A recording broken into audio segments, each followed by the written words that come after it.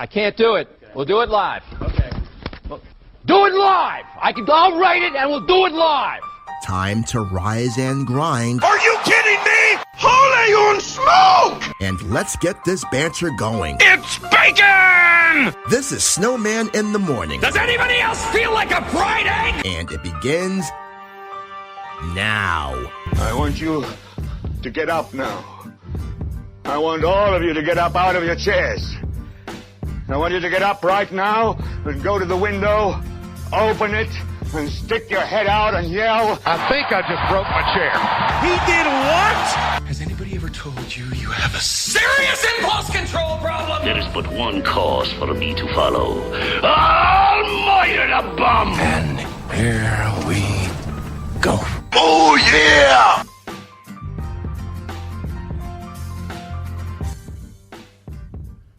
Good morning.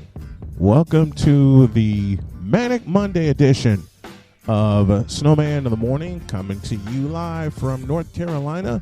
Want to thank everybody for joining us. Dr. K is my wonderful executive producer, and we are heard on the RTF Sports Network, rtfsportsnetwork.com, as well as Full Press Coverage, fullpresscoverage.com.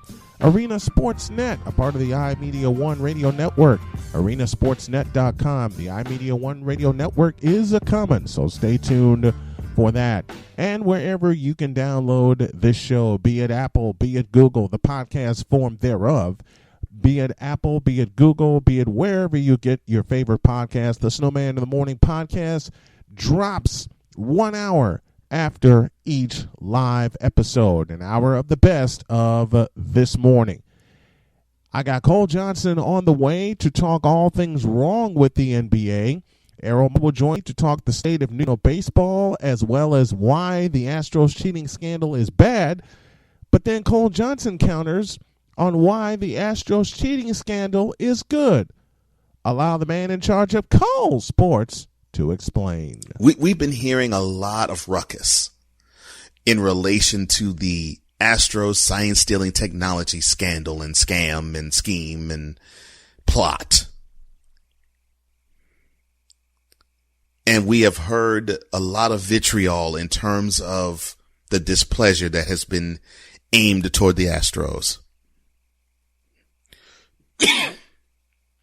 We've heard from the Angels' Mike Trout. We've heard from many different pitchers from the Yankees. We've now heard from the Dodgers' Cody Bellinger.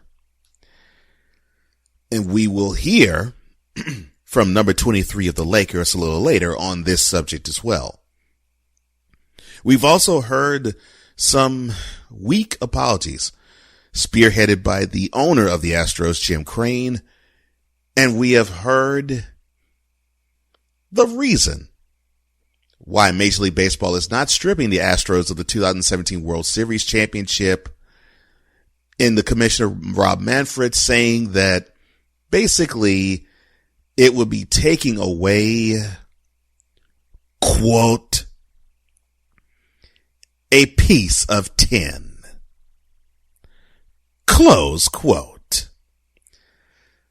Now, that's not something you should say to the prize that your sport goes after. After all, I mean, after every end of October or early November, all 30 teams wants to be the one that hoists that piece of tin in the sky to say that they're the best team in the world of baseball. Right now, that trophy resides in Washington, D.C. But all of these things has coalesced, in my opinion, to the perfect storm for Major League Baseball. And why do I say that?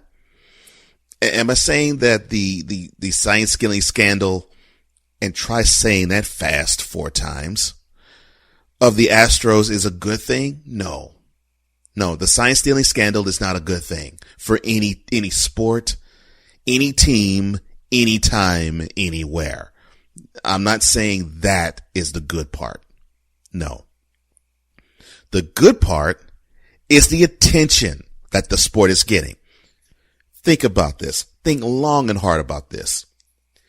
When have you heard many people talk about Major League Baseball in any way, shape, form, or fashion so much at this time of the year?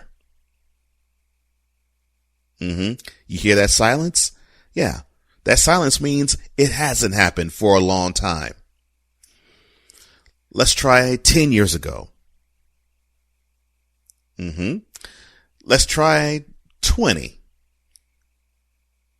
You may have me there. You may have me there.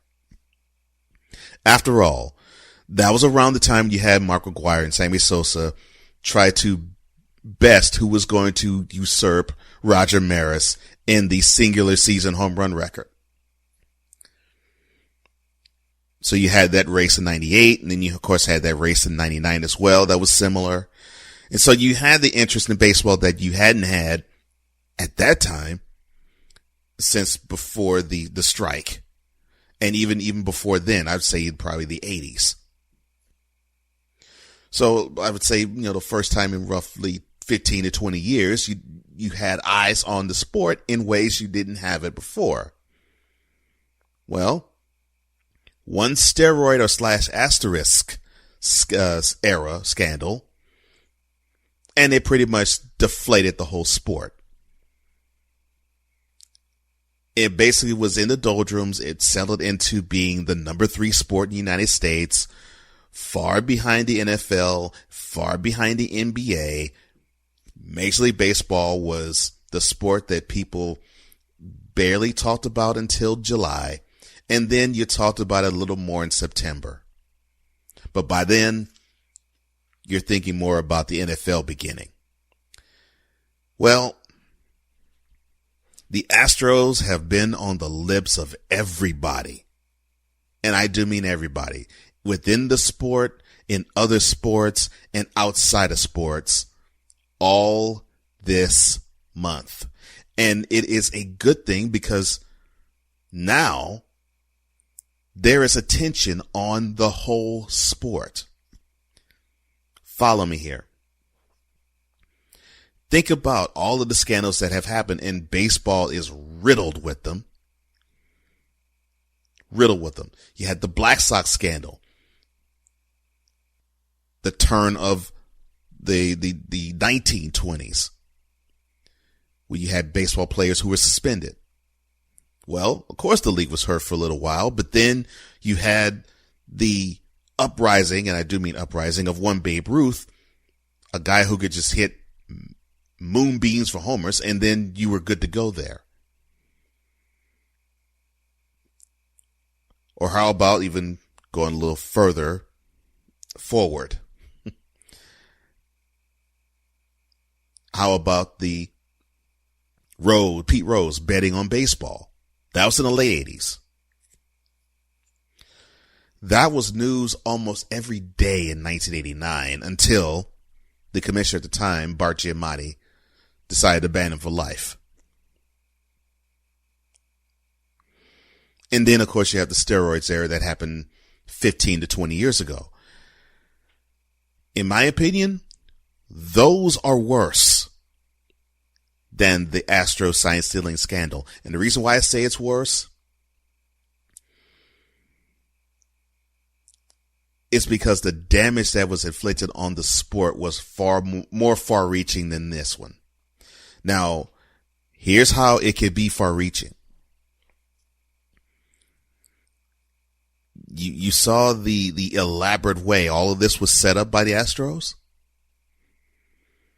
There has been talk that guaranteed at least 9 other teams have done it, and we already know one of them, the Red Sox, have been outwardly guilty of it.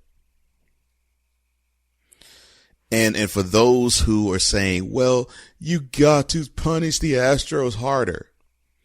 You got to strip them of their championship. The reason why they haven't done it is because you got to strip the Red Sox of theirs in 2018 as well, because they were proven to be guilty of the same thing.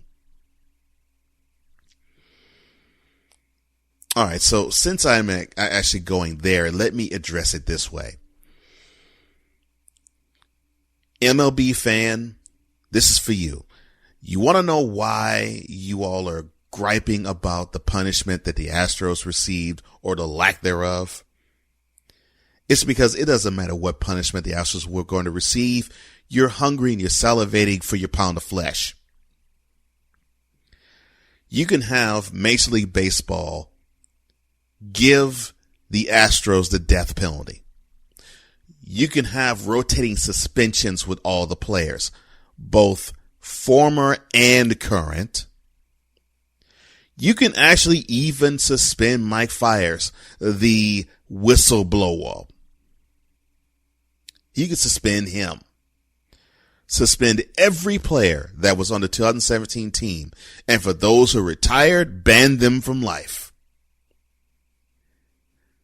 And then you can have them come back in 2021 and you can have them legally be beamed with hit by pitches. Just be dotted with 75-mile-an-hour curveballs to 100-mile-an-hour fastballs. And it still would not be enough. You know why? Because you want more. That's just the sickening nature of the punitive feel that human beings have.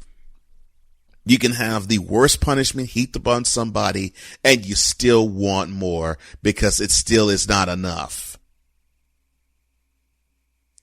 Well, yes, I am an Astros fan. I make no bones about it. I love my team. I love the Astros. But am I proud of this? No, I'm not proud of it. But am I going to abandon this team? No. I've been rooting for this team 40 years. I'm not going to stop now because there's a scandal that's afoot. I mean, why don't you ask the Patriots? Why don't you ask Patriots fan? Well, you discovered that there was Spygate. Would you quit rooting for your team? They'd say, heck no, they wouldn't. And why should they? Because they were at the time rooting for the team that is the best in their game when Spygate happened. Right now, Astros fan, let's be completely forthright. The team that is presently constituted is the deepest in talent in Major League Baseball. Why would a diehard stop rooting for them? I wouldn't, and I'm not. But I'm also not going to sweep under the rug the fact that what they did is unconscionable. It's unconscionable. And it's inexcusable to boot.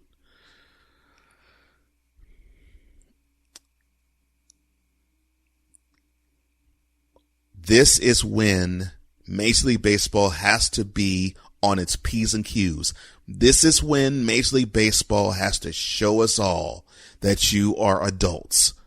This is when Major League Baseball has to show that this whole league is more than one team.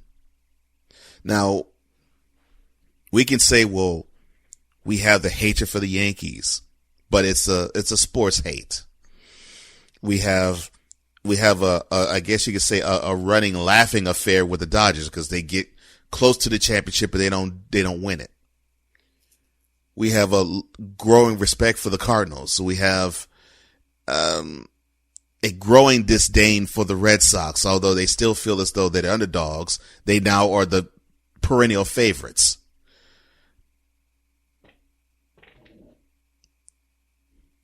You have those things that happen, but you consider that to be normal. The villain, the black-hatted Astros, this is not the norm. This is an exception to the norm. And so now, MLB, you have all eyes on you. You don't have the same type of eyes that you normally have. The scrutiny is tighter. The anticipation is greater. The onus is for the product to stand out and stand up.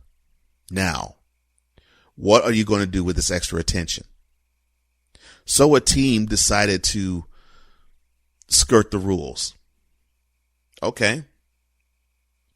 Show us all, and I'm addressing this to the players. Show us all why you all are the best at what you do in the world of baseball. Show us why this sport is the best it can be, and show us the best parts of this sport.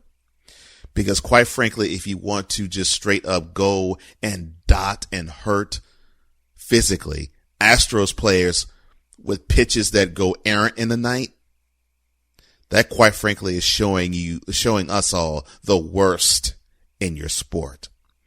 And it's something I expect. What I don't expect is something that I believe you should want and believe in, and that is the best in you. Show us why.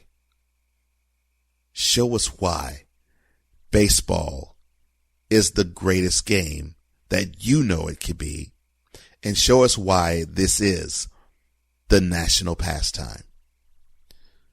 You have the scandal. Now prove that Major League Baseball can be above the scandal. Wow. Never thought of it that way. And me being a sports talk host, I wanted my pound of flesh also, but I'm glad I waited. I'll piggyback on this on Monday. I got to go to a break. I'll be back in a little bit. And thank you, Cole Johnson, for that. Back in a flash.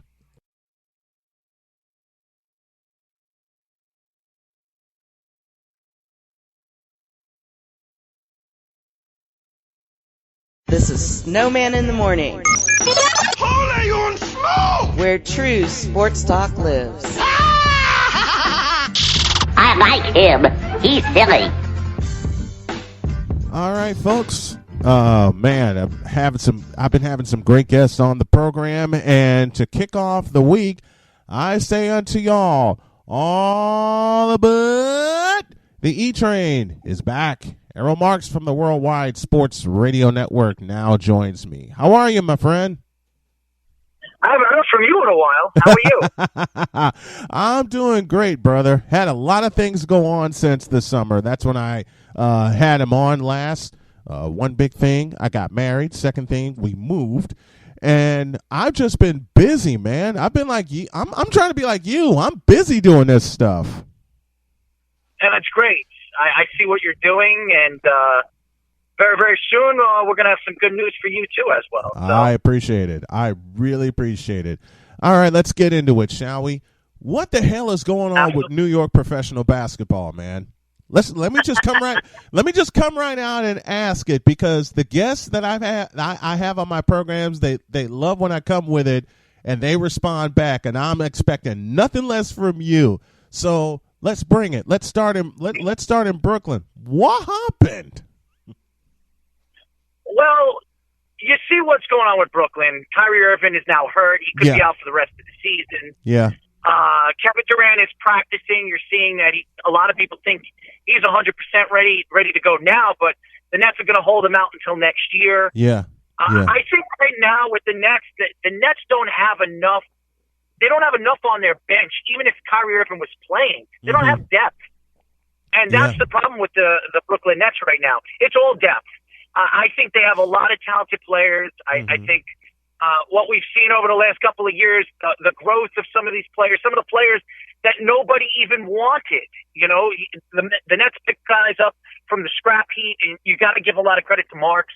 Yes, because he knows what he's doing. Yeah, and he's from the Spurs. He's from the Spurs organization, so he knows how to take players and build them up. And I love what the coach is doing right now with the Brooklyn Nets. I think he knows how to develop players, and I think that's great for the Nets as far as some of the players that they have right now and the growth with. And I like what we're seeing with some of the young players that they have. Yeah. The problem is, and like I said, the depth, and also the Nets have nothing to trade. They've got nothing. Yeah, and that's where huge. the Nets are at right now. What are they going to do in the offseason next year? Yes, Kevin Durant's coming back next year. We all know he's coming back. And Kyrie Irving will be all ready to go. And we all know the situation with Kyrie Irving. Yeah. Kyrie Irving knew this was a lost year. Yes, he did. He knew this was a lost year.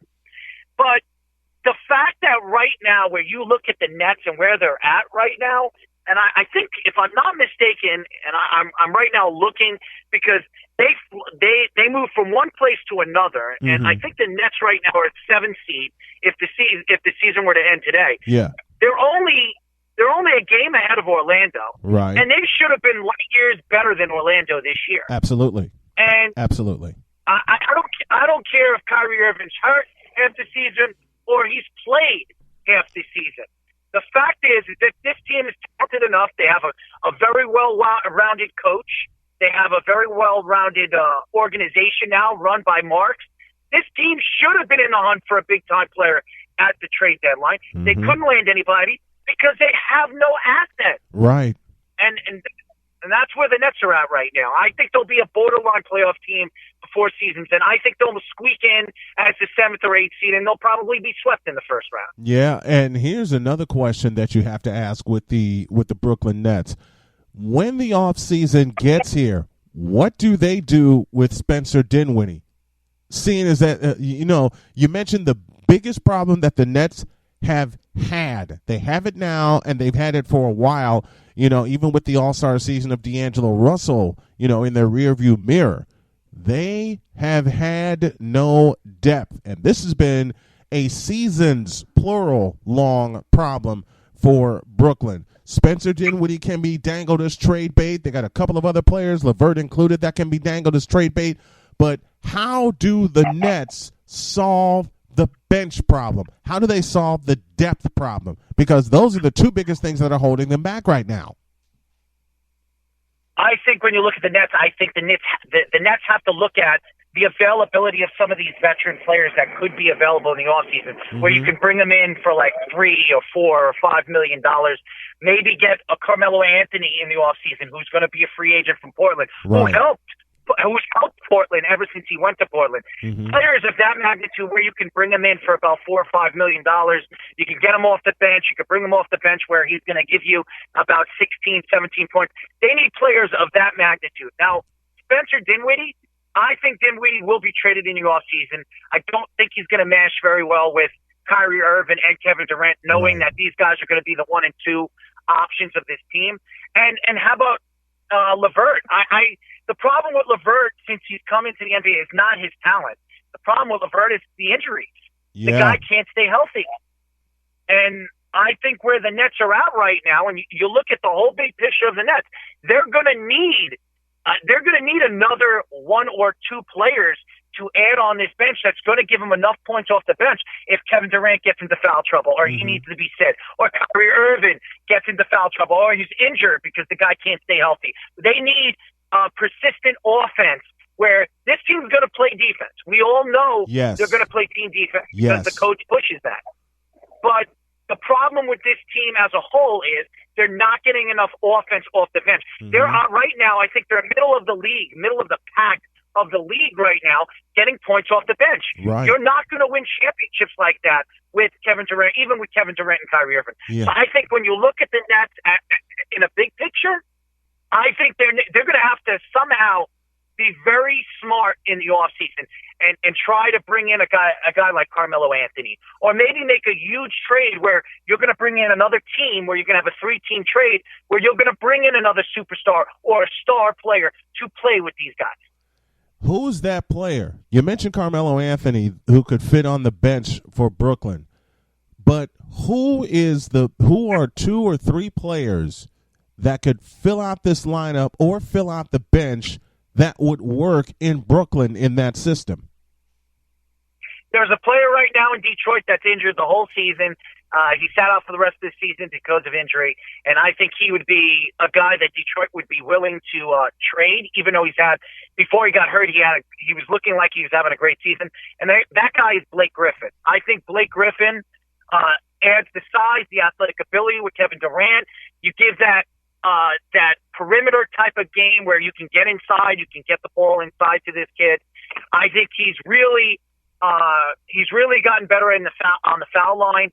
I think Blake Griffin would fit perfectly with the Brooklyn Nets, especially with Kevin Durant coming back. You get that the inside prowess that they desperately need, that they haven't had all season. Right. I don't want to hear about Jordan. Jordan has been terrible since he's come to this team. Yep. And as much as he's helped some of the big young players that they have, I still think they overpaid for Jordan because Kevin Durant. The only way Kevin Durant was coming to the Brooklyn Nets is if they brought Jordan in because Jordan is one of his best friends. Right, absolutely right. Talk about there are marks of the Worldwide Sports Radio Network, the man in charge of Below the Mic that you can hear on Friday nights, and we're going to try to get that. We're going to try to get that show also on my network, Arena Sportsnet, so everybody can really get a piece of that because it's a fantastic show. I've had the pleasure of being on it, and y'all need to listen to it. Let's go to the other team in New York, and I'm going to try not to laugh as I bring up the problems that they've had basically since 2013, which I believe is the last time they made the playoffs. But where do you start to strip down and rebuild that team known as the New York Knicks? Where do you start? Where do I start about the New York Knicks? I said I'd try not to laugh, but the way you said that is the way every guest that I've had on my show for almost 2 years have begun to try to answer that question. Yeah, and you just answered it again. Where don't you start? I mean, what is the one brick that you have to lay down first to rebuild the New York Knicks? Well, I think they got a player in R.J. Barrett. I think he's going to be a good player in this league. He needs to develop his free throws. It's been a problem for him since he came out of college in Duke. But the guy's got tremendous ability. He can get to the hole.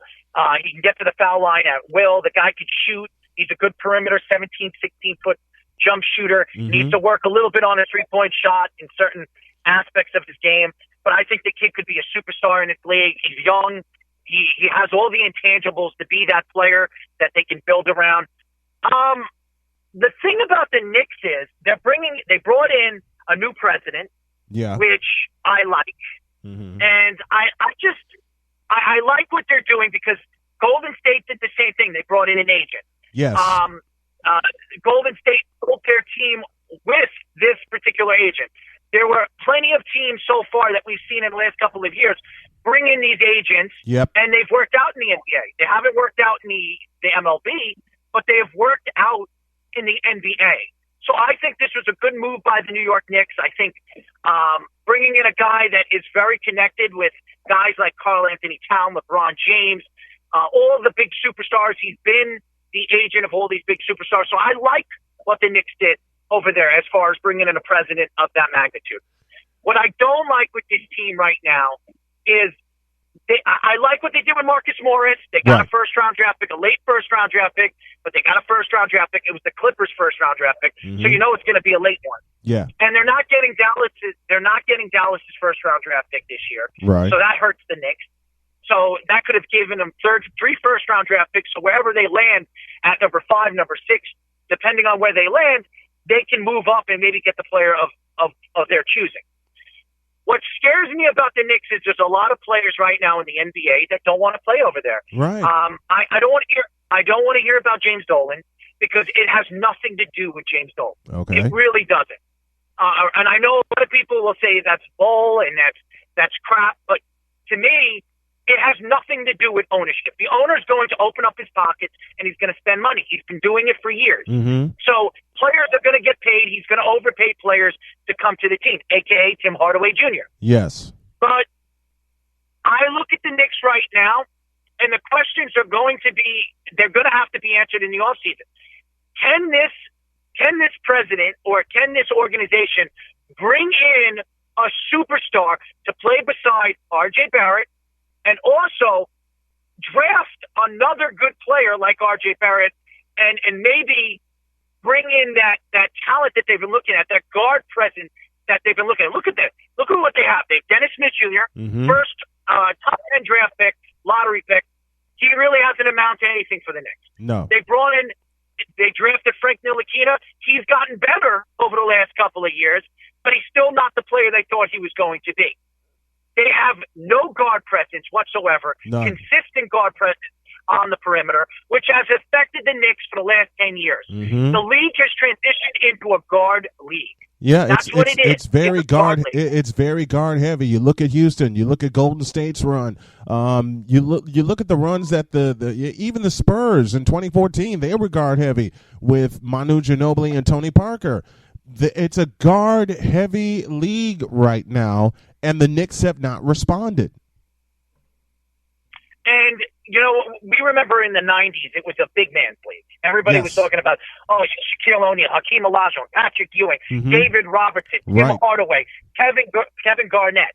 I mean, all these big men in the league. The league has really, ever since Kobe Bryant was drafted, has really slowly but surely transitioned into a guard league. Into a guard league, absolutely. LeBron James, yes, he's a I guess you could say he's a power forward point guard.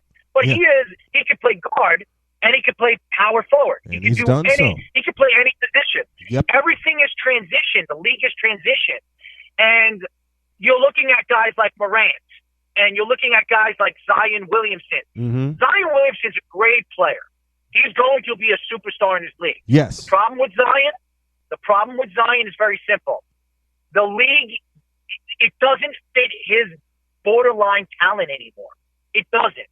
Now, do I think he's going to average his 23, 24 points a game and he's going to get you 2 or 3 blocks a game and he's going to get you 10 rebounds? Absolutely. The question is, how long is he going to be able to do that before he injures himself with all that weight on his knees? That's going to be the question. Which brings a point that I've spoken about about Zion Williamson, and Gilbert Arenas put this bug in my ear after I listened to him a year and a half ago. I think Zion is playing out of position. He's a fantastic athlete. Don't get me wrong. Don't get it twisted, folks. I have no hatred for Zion Williamson, and I know I'm old school, and I have no problem saying that, and I've said it many times on many shows. The problem I think that Zion Williamson is going to have, and you really hit the nail on the head, is going to be his weight. What's going to happen when he injures himself and he can't recover as quickly as some of these other guys can? The other problem with Zion Williamson, I was leading to this point, he's playing out of position. Instead of being in the post and being beaten up because the Pelicans have him at a 5, why doesn't he lose about 40 pounds, develop a jump shot, and become a shooting guard? And that's a good question, but Zion Williamson, and I understand he's overweight, and it's very, very, very hard to cut down muscle. Yeah. It's very hard to cut down muscle. The guy is built like an ox. There's really no fat on that guy's body. He's built very, very well. He's got big legs. He's got a big upper body, strong torso. And the guy is a lot better shooter than I ever thought he was going to be in the NBA. Yeah. But my question here is, when you look at the New York Knicks, and I do believe Zion Williamson will leave the Pelicans. I think so too. I think so too. And I think when his rookie contract is up in the next 3 or 4 years, I could see him looking at the New York Knicks as a stopping ground because RJ is his best friend. Yep. And to me, I think that's what the Knicks are gunning for. That's why they're going to – I don't think the Knicks are going to spend a lot of money in the next 2 or 3 years for free agents. Because they're waiting for Zion. They're waiting for Zion to come quote unquote come home. Because the entire state of New York was looking for Zion to be, drafted by the Knicks. They were looking for the Knicks to win that lottery. They came up with the 3rd pick. So here's another question. While we're talking about questions and how the Knicks can improve, Zion Williamson is going to be that centerpiece. My question is, my friend, will it take the full 4 years? Will the Pelicans put a package together, and will the Knicks have the assets, let's say, in 2 years to get him? Because I don't think the fans are going to take them suffering and playing as horrible as they have. Do they have a little bit of talent? Yes, but it's going to have to be built around R.J. Barrett. New York the Knicks are holding out for Zion Williamson. You can see it. You can absolutely see it. My question is, once again, will they put a package together in, say, maybe 2 years to get him from New Orleans? Well, the Knicks have 7 first-round draft picks in the next 5 years. Mm-hmm. And I'm sure they're going to add on to that next year because they're going to have assets that they're going to be able to trade. They're not going to be any good next year as well. Right. Even if they get a top 3 pick this year, which quite possibly could happen. Yeah. I still think, even if they got like Ball, who I think is going to be a fabulous, and I'm not talking about Lonzo Ball, I'm talking about his brother LaMelo. I think he's going to be a fantastic NBA player. Yes. I really do. Yes. I could see the Knicks going for this kid and getting him, and I think he could be a very good asset for the New York Knicks. Mm-hmm. Do I think the Knicks will have enough to get a Zion Williamson? I do. I think they'll still have Kevin Knox on this roster. They're going to have to.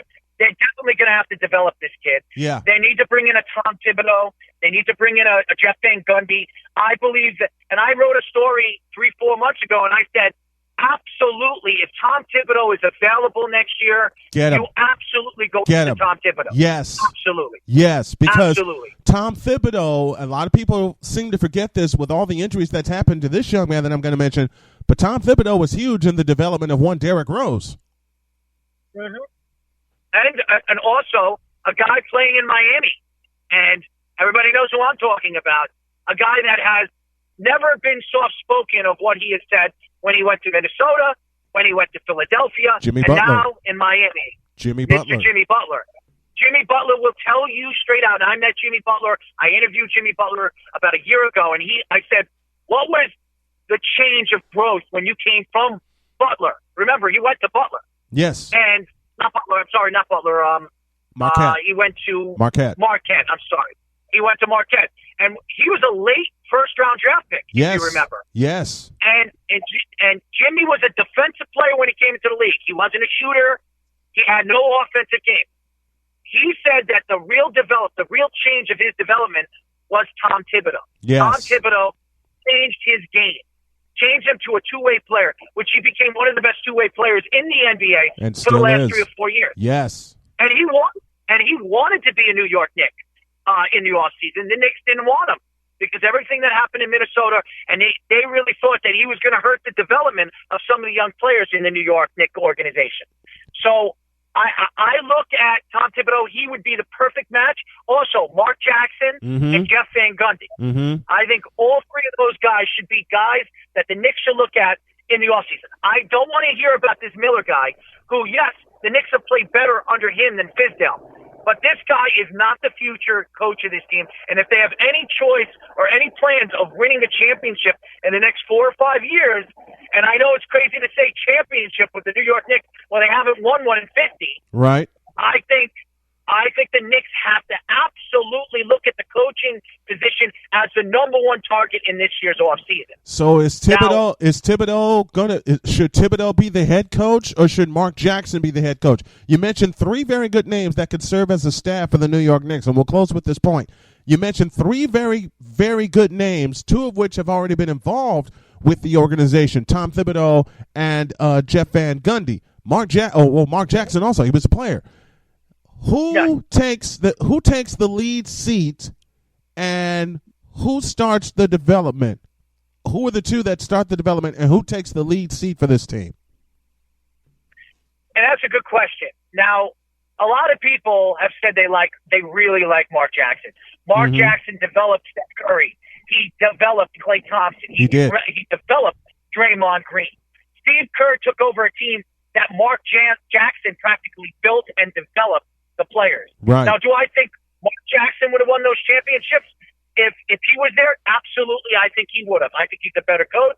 I think he knows the game better than Steve Kerr. But Mark Jackson has had his problems off the court, right, as a coach. Right. And to me, as much as you could say about Tom Thibodeau, you want a younger guy. Now, Jeff Van Gundy, he's been the coach for the New York Knicks. Yes. He's been successful as a coach with the New York Knicks. He's older. The guy's in his 60s.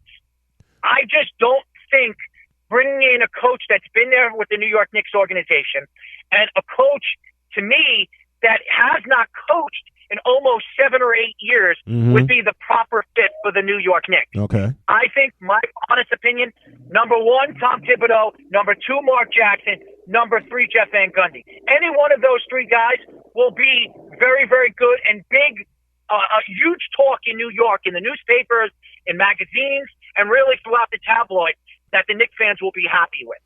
The problem right now is the problem with this situation with the New York Knicks is Does Tom Thibodeau want the job? Does Jeff Van Gundy want the job? And does Mark Jackson want the job? Knowing right now where the Knicks are at. So that's going to be the question in the offseason that only the Knicks and those type of coaches can answer. Not me, not you, not anybody. Right. But right now where the Knicks are, they have talent. They have good young talent. Are they superstar talent? Only one I can honestly say could become a superstar. I think Kevin Knox could turn out to be a good two-way player, a good six man off the bench who can give you 15 and 7 or 15 and 8 and could be up for a 6-man award every single year. I think if they get the right guy in place, he could be developed. And I think he could be a fantastic defender because of his length and his ability. Also, you got guys like Mitchell Robinson, who really has not developed the way I thought he could have developed this year. Right. I think it has a lot to do with coaching.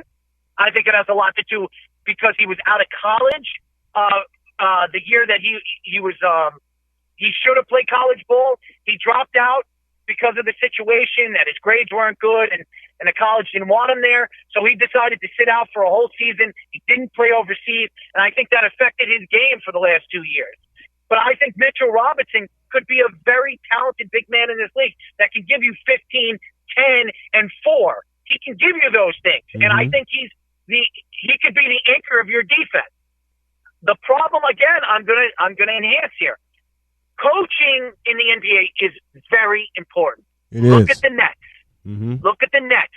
And yes, talent wins championships. Absolutely. If you have a superstar, you can win. It doesn't matter how good your coach is. Look at the Houston Rockets. The Knicks had the same coach. Yep. For almost 5 years, and they couldn't win a lick with that coach. With Carmelo Anthony on the squad, and he was a superstar player. Yeah. So that tells you one thing. As much as a coach is a very important piece to the team and an organization, the same thing you can say about the players. And I look at the players right now as a whole, and it scares me because the only player I can honestly say that I will build my team around is R.J. Barrett. Yes.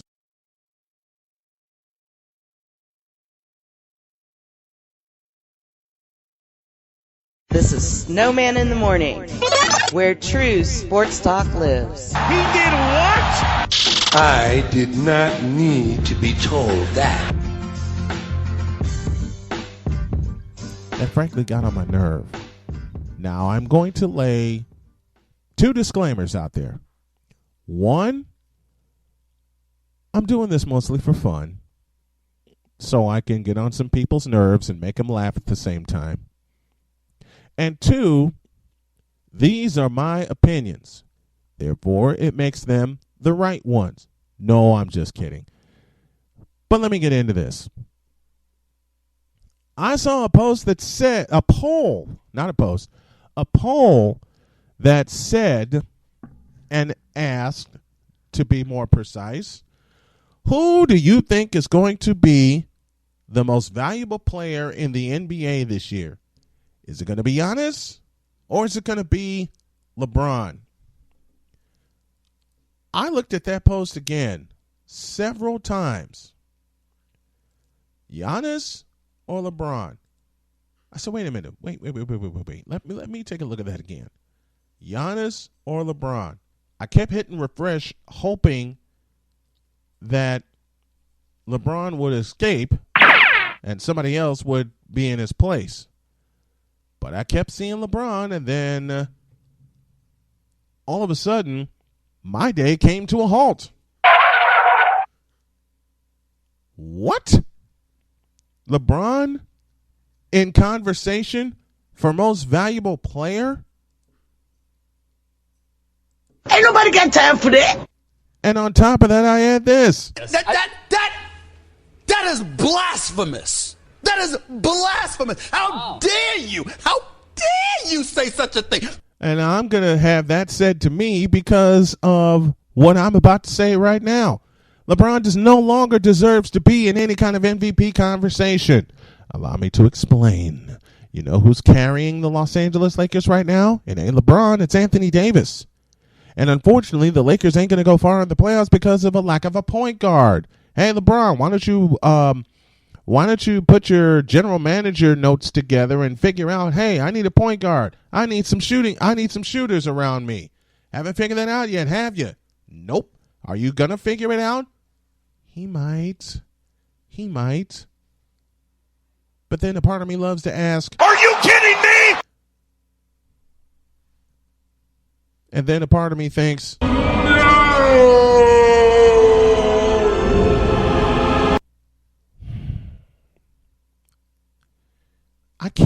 I can't just say LeBron doesn't deserve to be in MVP conversation because of what he's doing at age 35 is absolutely incredible.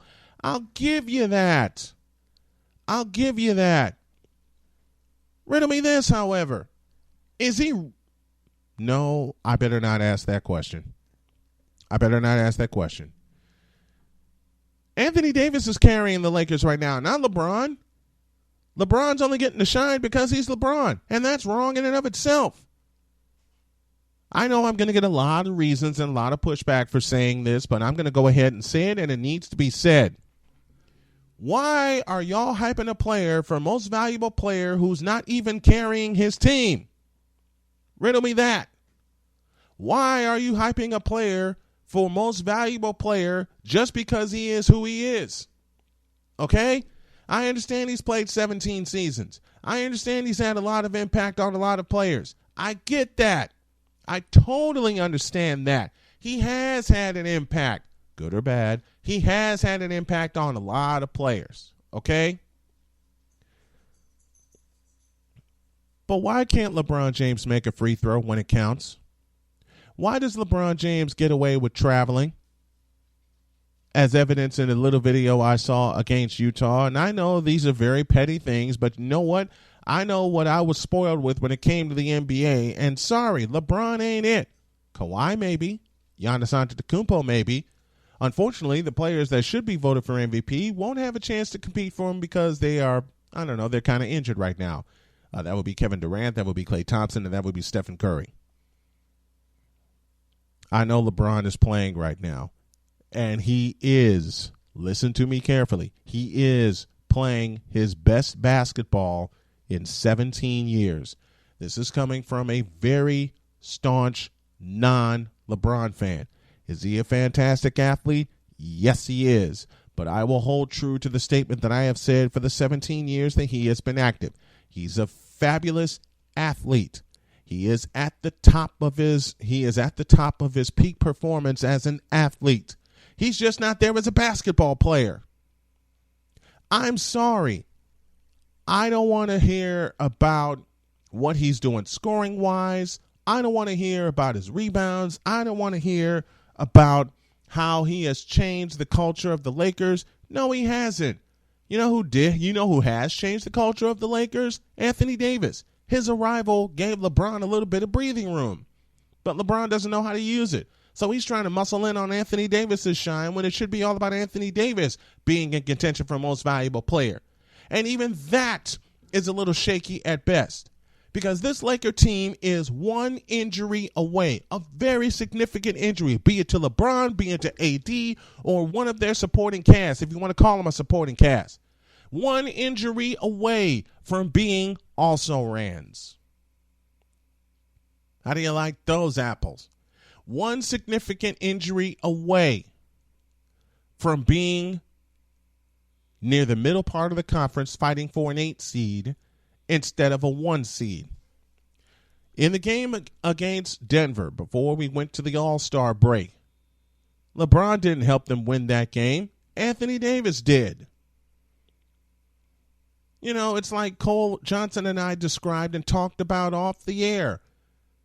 He has a chance to win the game. Why is your shot selection so poor at year 17? You're supposed to get that out of your system by year 3 or 4. You're supposed to be the king, and he's not. I'm sorry. I have never bought into LeBron James being the end-all, be-all when it comes to basketball. I never have, and I never will. I will never say he's not a fantastic athlete. Let me repeat myself. I will never in life say he's not a fantastic athlete. LeBron has not changed the game in his tenure in the NBA. In some ways, Anthony Davis has. In some ways, Kawhi Leonard has. In many ways, Stephen Curry has. LeBron has not changed the game. He has not changed the culture of the NBA. He's a fantastic philanthropist off the court. I'll give you that. I'll give you that. But answer me this question, will you please? What in God's name has he done in 17 years that made you keep your attention on him? A certain four-letter network found a way to keep the attention on him, and that's just to keep giving him attention. That's to keep talking about him. I haven't talked about him on this program in a while, except when Cole Johnson shows up and a few of my other guests shows up, and we just have fun with it. But I gotta tell you, I am not impressed with LeBron James in year 17, just as I was not impressed with LeBron James in year 1. To a certain bronzexual who said LeBron is greater than Kobe, who's greater than MJ, stop it. Just plain stop it. Why? Because he has more points than MJ? Okay, LeBron's played 17 years, MJ played 15. Because he has more free throws than MJ? Okay, once again, LeBron's played 17 years, MJ played 15. But let me bring it back to this point. You will not convince me of LeBron James's supposed greatness until LeBron does something MJ did twice. How about 3 consecutive titles? How about the fact that LeBron relaxes on defense, and he's always relaxed on defense from year 1 to year 17? How about the fact that LeBron does not motivate his team? Well, I can't say he motivates his team all the time. He does when he wants to motivate himself. But here is what turned me off about LBJ and what will continue to turn me off about LBJ. I instead of we. When he won his first title, you heard him talking about a kid from Akron, Ohio, who went on to do this, this, and this. I remember one statement about the legendary Michael Jordan, where he said, and I quote, we are entitled to defend what we have until we lose it. Let me repeat that, especially for a few bronzexual fans I know, because now I'm getting heated. We are entitled to defend what we have until we lose it.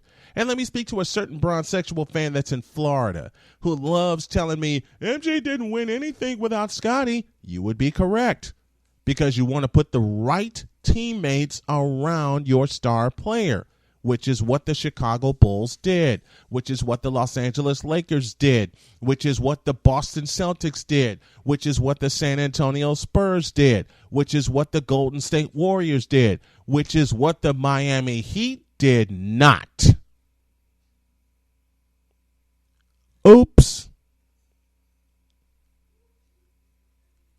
To all these bronzexual fans who love celebrating partial greatness, just remember, all the other athletes that I've talked about on this show during its 6.5-year run kept one thing in common. They said we instead of I. Now, take that. That's Snowman's take. What's yours? I got more stuff for you in a flash.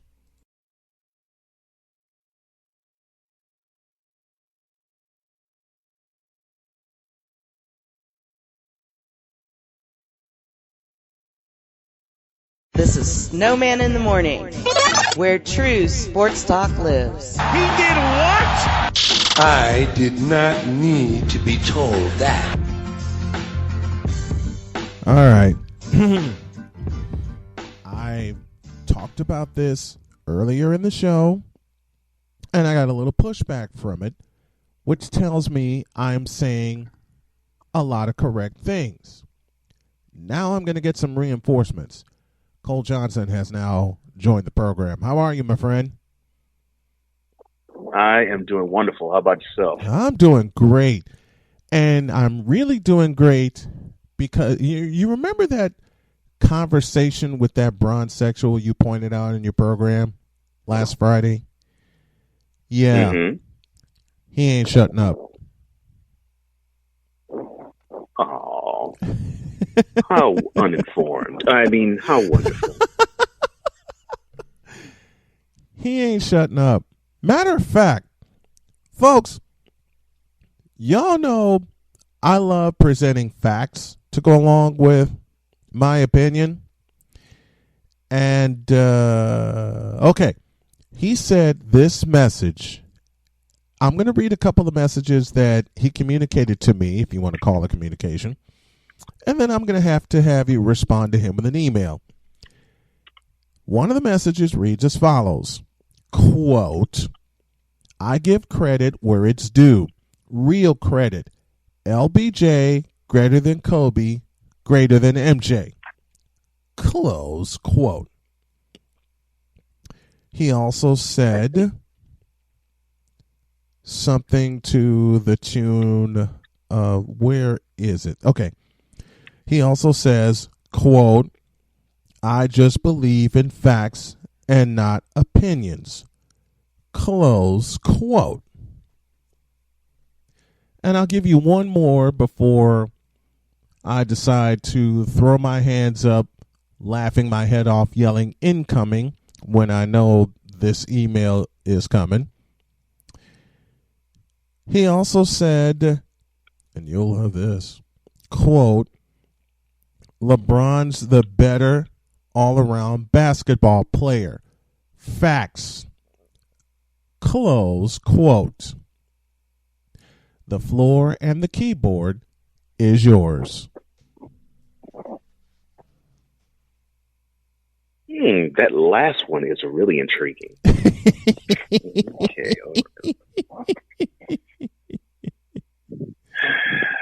Oh my goodness. I did not want to break this out, but I'm going to have to. Let me get the hands ready because it's going to be typing mighty fast. I can't wait. I can't wait. Email bronzesexuals. CC all other idiot fans. Subject of email. You got to be out your doggone mind. Body of email.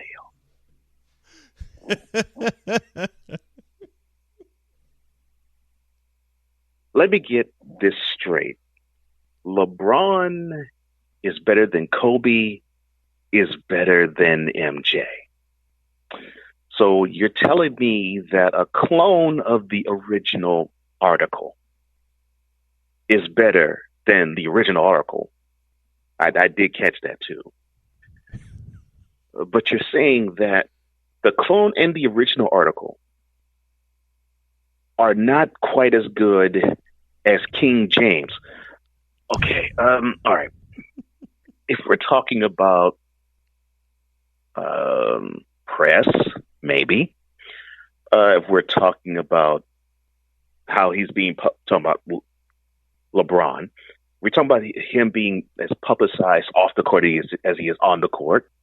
Although Jordan could rival that, I probably would give it to LeBron. But if we're talking about facts, here's one fact for you. There was one player that won Defensive Player of the Year and another who didn't. Can you, Bronzesexual, guess which one won and which one didn't? I'll give you a clue. Your boy didn't win Defensive Player of the Year. Hasn't yet.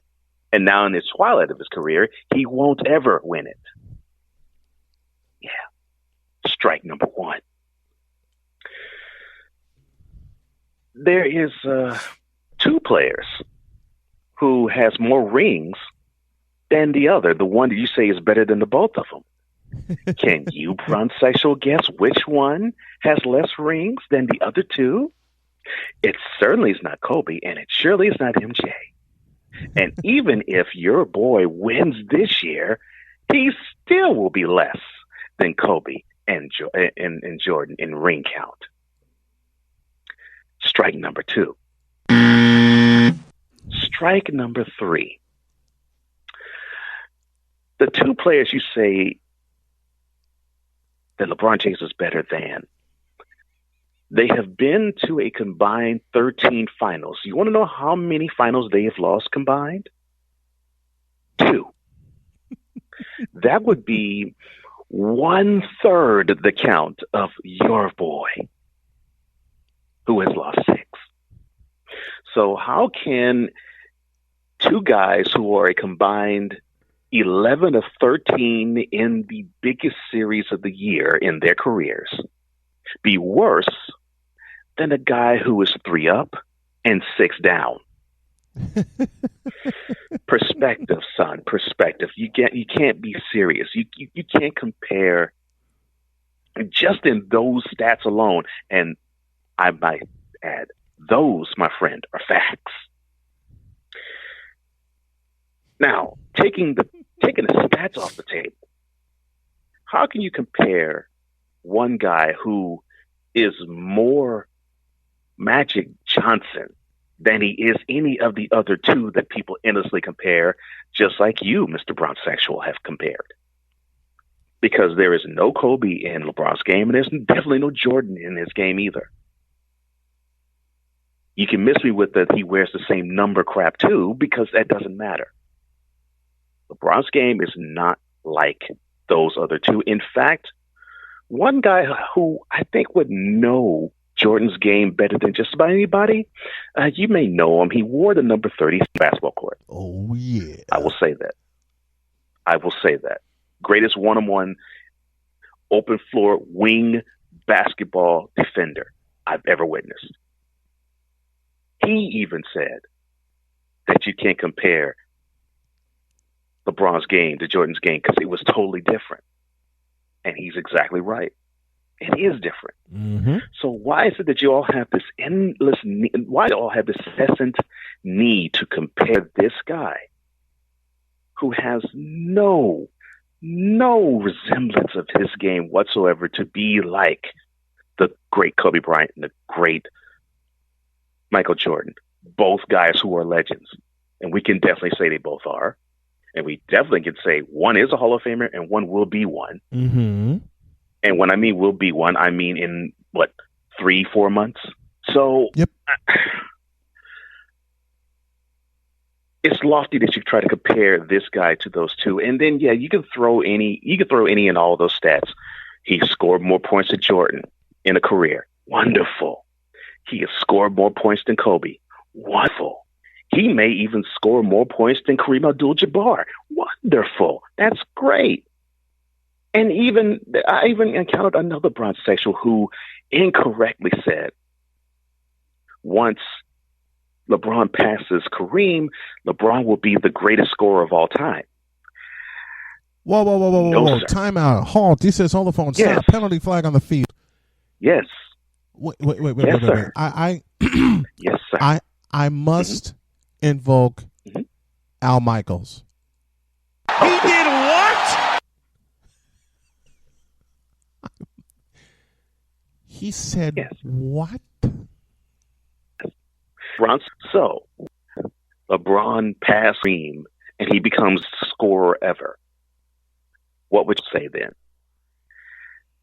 And I had to promptly correct him, just like right now I'm promptly correcting you, Bronsexual. Kareem, as great as he is, and if anyone were to debate me as to anybody else other than Jordan could be the greatest player of all time, number 33 for the Lakers and 33 for the Bucks would be the guy. Captain Skyhook. And I would not pitch a fit whatsoever. Captain Skyhook. However, I love Kareem, but even he would tell you he's not the greatest scorer of all time. He's the most prolific scorer of all time. Mm-hmm. But the greatest? No. That would fall under two people's hands. One would be Jordan, the one you endlessly say that LeBron is better than. And the other would be Will Chamberlain. And you know why those two? because those two are the only ones in NBA history, we're talking 73 years, Bronxexual, that in a career averaged over 30 points a game. Those are great scorers. Not LeBron. Impressive? Yeah. But averaging 26 to 27 points a game doesn't make you the greatest scorer of all time. No. So, to review, your man has lost 4 more finals combined than the 2 other guys that you have compared him against. Your guy has only won 3, and if I were to even say that he would win a championship this year, it would be 4. And that still would be short of the other 2 men individually. And you have your facts inverted. Flip that chart, son. MJ is greater than Kobe, is greater than LeBron. How about that, sir? For facts. Cole Johnson, Cole Sports with a Z, along with Snowman in the Morning and SnowmanDigitalMedia.com. And I add this to the broad sexual who continues to send me that message. Courtesy of one Stephen A., he said it best, and it sounds like this. The truth shall make you free.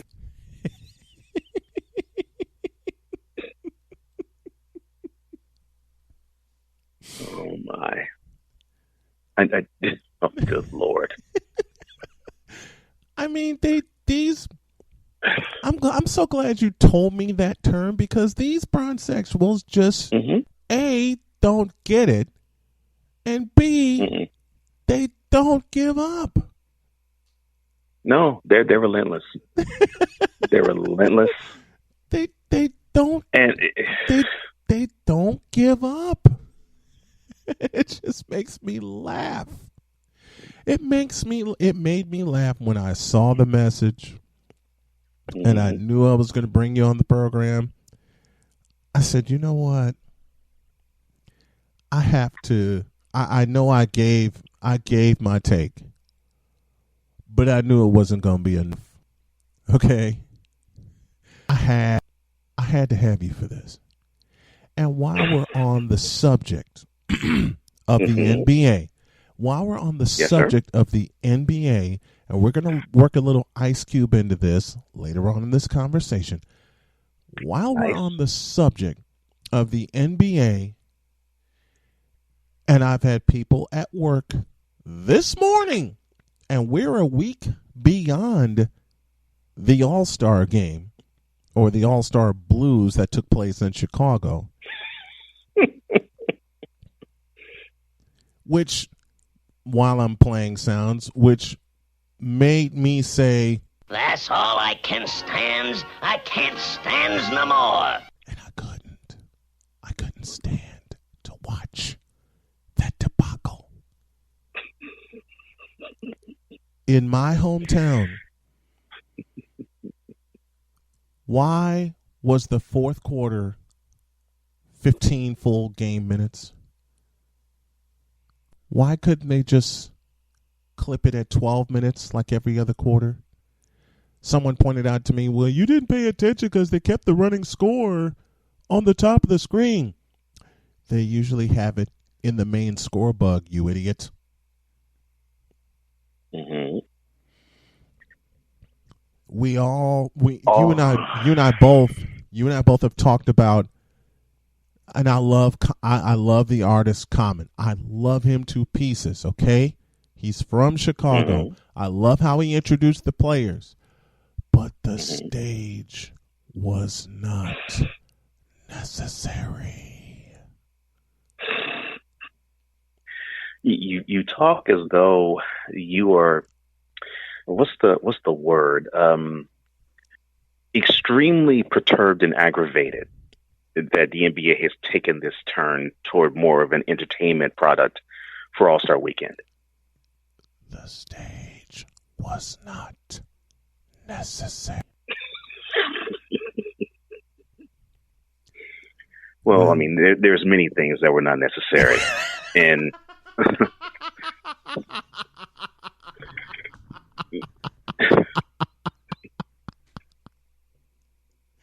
I mean, look. If I can work Stephen A. into the conversation again, since 2005, there have been some elements added to not just the All-Star game, but the NBA that had me go, No! And I look again and I go, No, no, no, no, no. And after last Sunday, I repeated, No, no, no, no, no. And they wanna attribute this to the growth of the NBA. They want to attribute this to the growth of what? Well, I mean, anything to draw eyeballs to the product. I mean, isn't that what they're supposed to do? To say I'm perturbed about the way the NBA has gone would be a horrible understatement. I get that they sniff that they have the opportunity to become the number one sports league in North America. I get that. Absolutely. I fully get that. Mm-hmm. And I'm saying they're trying to do a couple of things that the NFL did in route for them to become the sports league that people focus on. Yeah. I get that. Yeah. It's just, good Lord, the misses. Like, all right, look, I know you love him. I love him too. Damian Lillard, yes. My man is awesome. Love Damian. He is awesome. Yes. But why would you have him perform if you have not really looked at his stage presence? So you have this elaborate stage, you have him on the stage, and he performs like an amateur hip hop artist. Yep. And he has skills as a rapper, but his stage presence was not all that great. No, and that's not an insult toward him. That's just facts. It's no insult whatsoever. While I'm working sounds into this, and I haven't played with my new sound base for a while, but Damian Lillard is a basketball player. I understand. Yeah, really good. And a damn good one. I understand they want to work him into the entertainment side, but when I saw that thing that you want to call a performance, my next 3 words were as follows. Oh, hell no!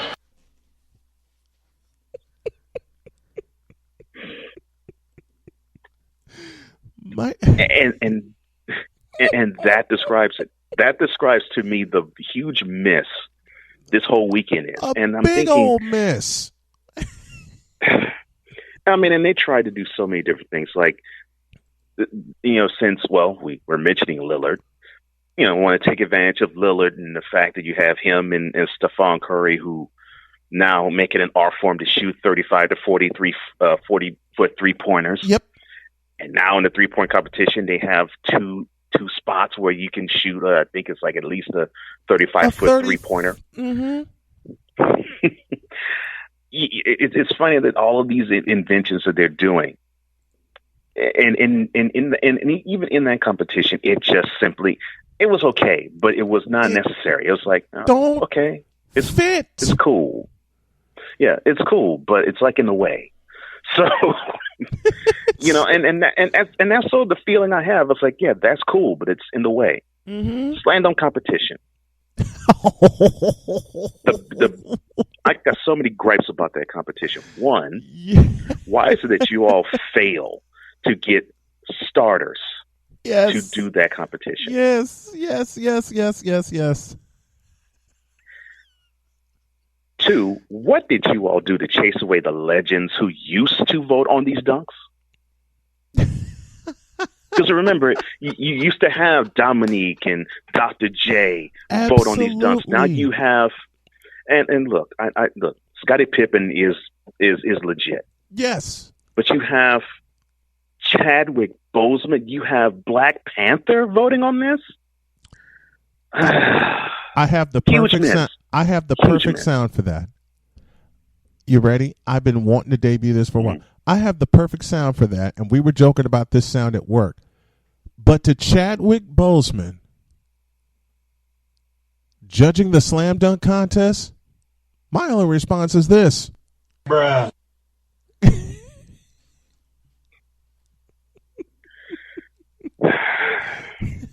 And then you have the moment of the whole weekend. Mm-hmm. You can rave about the game all you want the next night. You had the moment of the weekend. You had an NBA player scale over a 7'5" guy. Yes. And you could have sent the whole crowd home happy. You could have said, you could have had everybody say, you know what? There was an NBA player who won a slam dunk competition. He jumped over a guy over 7 foot to win it. Yep. That just writes itself. What do? You vote that dunk 1 point less. 1 point short. Than 1 point short of a dunk that we've seen often. A guy who tried to run and do a free throw line to hold dunk. Mm-hmm. But, and I said this on this program before, I'll say it again. The dunk was okay. I wasn't bad. Okay, it was good. It wasn't great. And if you're going to compare it to the two best who did it, which would be Jordan and Julius Erving, yes, it just didn't rate. So, I huge. The biggest miss of the weekend was that. For the dunks that came from that came from the free throw line last Saturday. Yeah.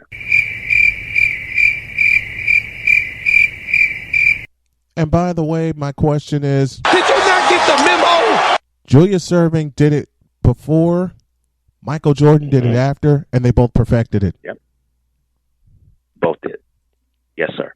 They both perfected it. In fact, I've said on this program many times over, as big of a Michael Jordan fan as I am, the first favorite player that did it for me was Dr. J, was Julius Erving. Mm-hmm. That would be, in my fandom, the only one I would put over Michael Jordan, because Julius Erving got me hooked on NBA basketball first. Then, of course, I saw Magic Johnson. Then I saw Captain Skyhook. Then I saw. Yep. Then I saw. Okay, I'm gonna really. I've told you many times before, and Dr. K is gonna have to forgive me, and I know she's gonna give me the finger point here in a moment. You know, as she turns the dials for this program. You know, we come home every morning. She just has this. She just looks at me while we're coming home, and she just goes, "What are you gonna do this time?" Okay, I'm gonna apologize to my beautiful Dr. K in advance by saying, yes, da, da, da, da. And she loves giving me that sound too. In fact, she just did it in my ear. She just did it in my ear and went dun dun dun dun by saying, I love pissing people off.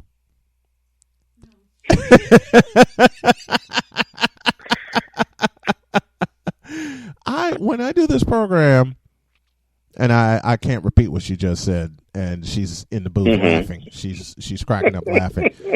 I can't repeat what she said, but I love pissing people off. You want to know the most underrated? You're gonna love this. Yes. Why do you love pissing people off?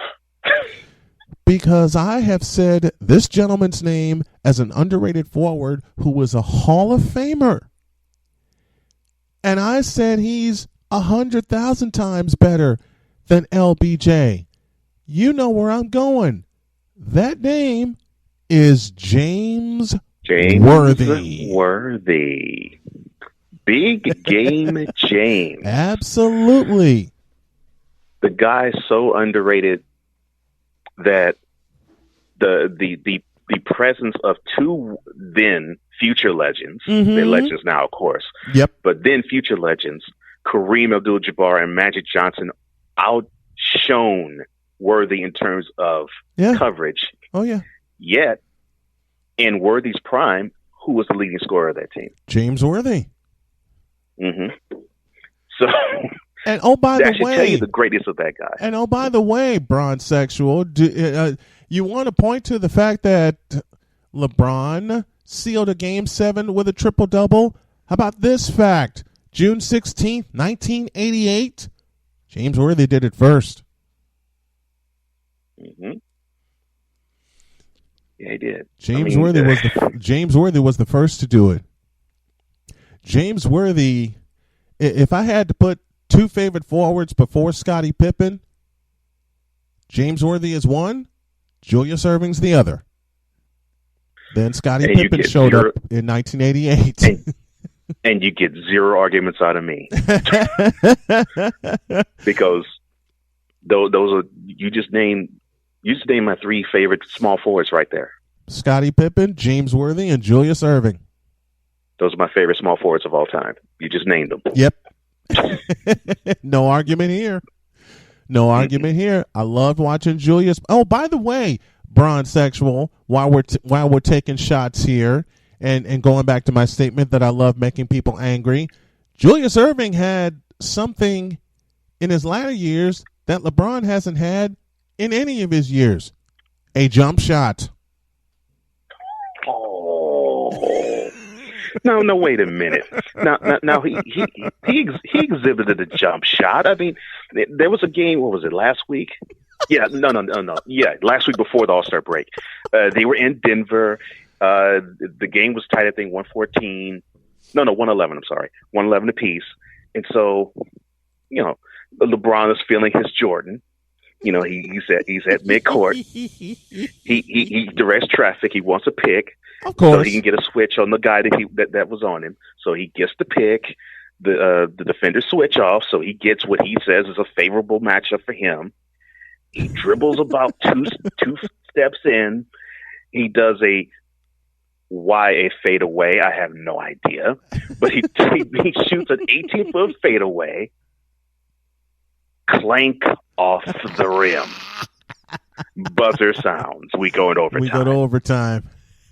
Oh, yeah, you're right. He doesn't have a jump shot. Yeah, I just don't get why he, with the framing he has and the skills he has too, why is it that he has not worked so hard on that?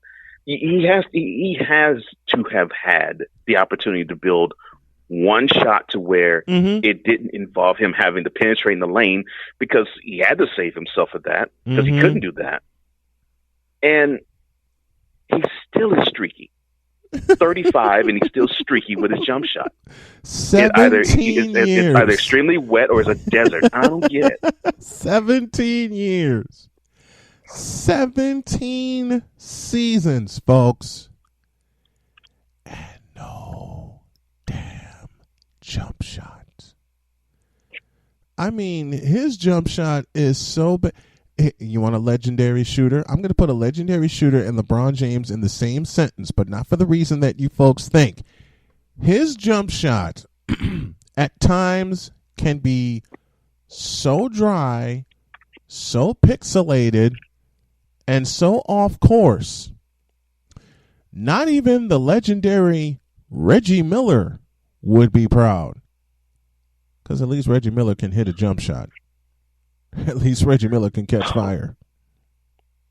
At least Reggie Miller, I don't know, actually knows how to put a jump shot together. Reggie Miller on his worst day is 2 times the jump shot artist that LeBron James is. I mean, Man, please. Reggie Miller on his worst day, and of course, my Dr. K has a big old grin on her face. Reggie Miller on his worst day, which would involve an illness and a stomach ache and a headache can drop 35 with his eyes closed faster than LeBron can.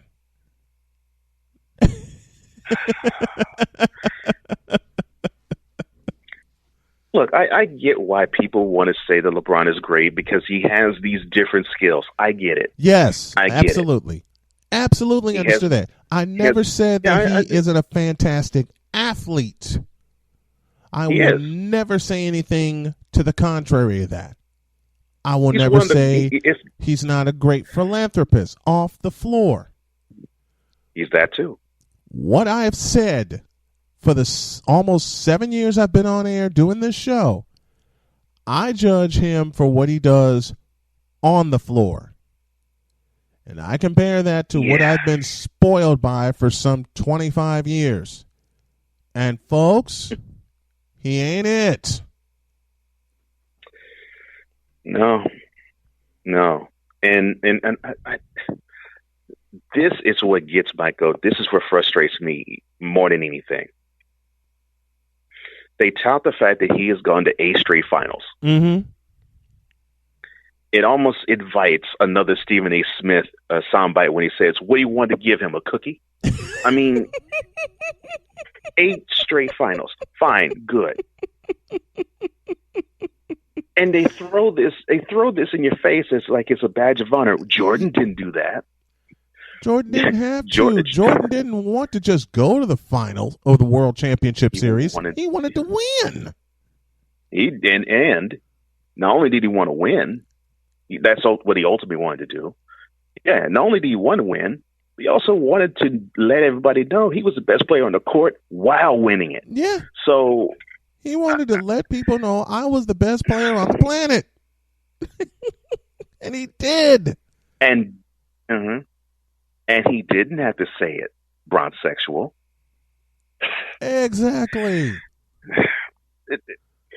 See, all of this is what really frustrates me. It's like, okay, well, LeBron is great because he went to 8 straight finals. That's something LeBron never did. That's something only the great Celtics of the late 50s to mid 60s did.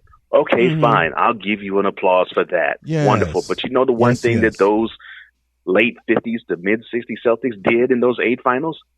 They won all of them. They won. They won. LeBron was 3-5. So LeBron in that 8-year stretch was 3-5. So I don't get it. I just don't get it. Nor do I. And that's supposed to be the stamp of greatness, that we see him every June. Okay, cool. Do we see him raise the Larry O'Brien Trophy every June? No. Oh, no. And then of course I can add this. Now now LeBron has more MVPs than Kobe did. Kobe only won it once, and we all know why he only won it one time. Yep. LeBron won it 4 times. Jordan has won it 5. So Abdul-Jabbar's won it 6 times. And Abdul-Jabbar won it 6. He didn't win it as many times as Bill Russell because he too won it 5 times. Yep. So you can't give me that either. Nope. So nope. It's just nope. It's just lunacy, man. It's absolute lunacy. The legendary Irvin Magic Johnson said it best. Michael's the greatest player.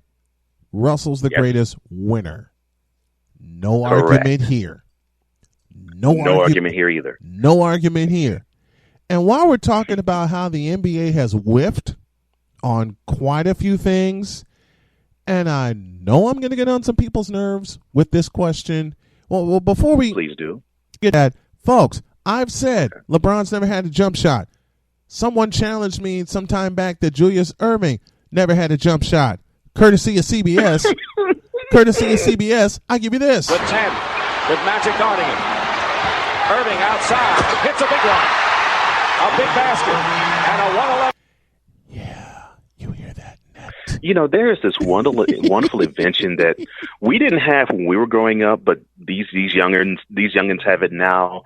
It starts with a Y, ends with an E. Oh, yeah, YouTube. Yes. Which is part of the Google machine. You can actually go there, type of Julius Erving or Dr. J, and you'll see the full range of game he had. Mm-hmm. Get out of here. Miss me with that. Do your research before you just pop off at the mouth. Miss me with that. On. I've told people you got to do your research, and people just don't. They don't. Like he didn't have a jump shot. Listen again to the sound of the net. Julius with 10, with Magic guarding him. Irving outside, hits a big one. A big basket, and a 111-108 Philadelphia lead. Oh, by the way, Bronzexual, that occurred in the Forum. That occurred on the road. The date was May 31st, 1983. And oh, by the way, I didn't say the best part. Deal. I didn't say, yeah. That sealed the deal. Yep, you beat me to it. I didn't mention the best part. That sealed a world championship. And it wasn't a Game 7 either. Nope, Game 4. It was Game 4. Game 4 against the Showtime Lakers. Now, you know that's impressive if a team can say they swept a Showtime Lakers team. Yeah. That's impressive. That is. Boston's had the most experience against the Lakers from the grinded out 60s to the Showtime 80s. Mm-hmm. But Julius Erving's jump shot sealed a world championship on the Lakers floor in the Forum. Now, to the same Bronzexuals, and I know you run into a few, that said Michael Jordan is less than LeBron. The same Bronzexual you've addressed and I've addressed, and I know he won't listen, who said LeBron's greater than Kobe is greater than MJ. Number one, miss me with that. Kobe's got more titles. Number two, 1998, folks. In Salt Lake. In Salt Lake. You want a jump shot to seal a title? I know LeBron did one in 2013, but you know who was doing it well before? I wonder I wonder who this fella is. Yeah, he wore red that day. For the Bulls. Yeah, his head was 10 bald. seconds. There you go. Yeah, he got a steal too before that shot. Oh, yeah. He did. He chopped. All right, it's win or lose. Game 6 for the Bulls. 10 seconds. Yeah, y'all know what happened. Y'all know what happened. The pose. The stick. Gosh. NBA World Champion. I just saw that too. Mm-hmm. And I think I have it. Yeah. Two greats when I grew up watching and listening to basketball. Michael Jordan playing, Jim Durham announcing. Listen carefully. Mm-hmm. All right, it's win or lose. Game 6 for the Bulls. 10 seconds. And with it, of course, the championship. Jordan, 20-footer, head of the key. Good! Chicago by 1. And the Utah Jazz take time. Yeah, take that. So I got to hear Jim Durham's call on that because I've heard the Bob Costas call almost all the time with that one. Okay. Yeah. That's something I got to hear. This was Jim Durham for ESPN Radio. Now, speaking of gigantic whiffs that the NBA has had over the years, I've never been afraid to say it on this program. You haven't been afraid to say it on this program with me. Mm-hmm. I must ask this question again, and I know all the factors involved, and I know all the bureaucratic blankety blank you got to be shaving me kind of stuff that went on. But can we please bring back the Seattle Supersonics? Please. You know, I never got why David Stern didn't fight so hard in keeping that team there. He was in bed with Clay. He was in bed of business with Clay Bennett. I mean, if he was the self-professed fan before commissioner, as he has said that he was, which he wasn't, you know, then he would have done more to protect that team moving. He'd And done a lot the fact more. that he didn't, and the fact he didn't was extremely alarming to me. He was making money hand over fist. He could have easily dipped into his pocket and said, "Hey, Seattle, here you go."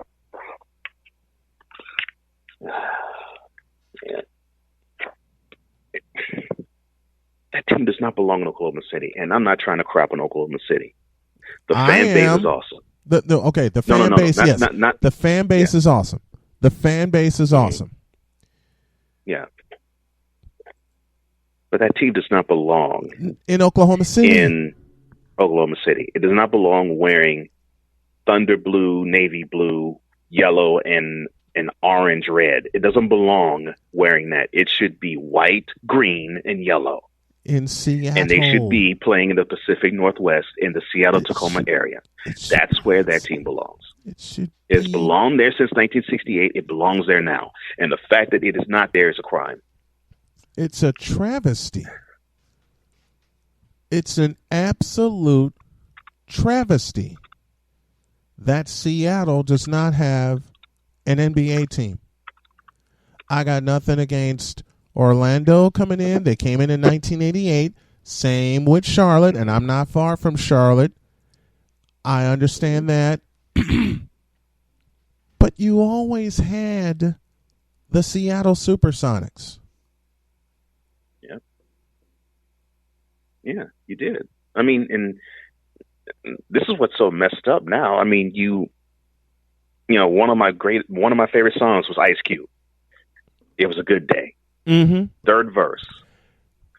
He had a line where he said, "The Lakers beat the Supersonics." Now, of course, now you know that people know that Cube is a huge Lakers fan, so it didn't surprise me he said it in the lyric.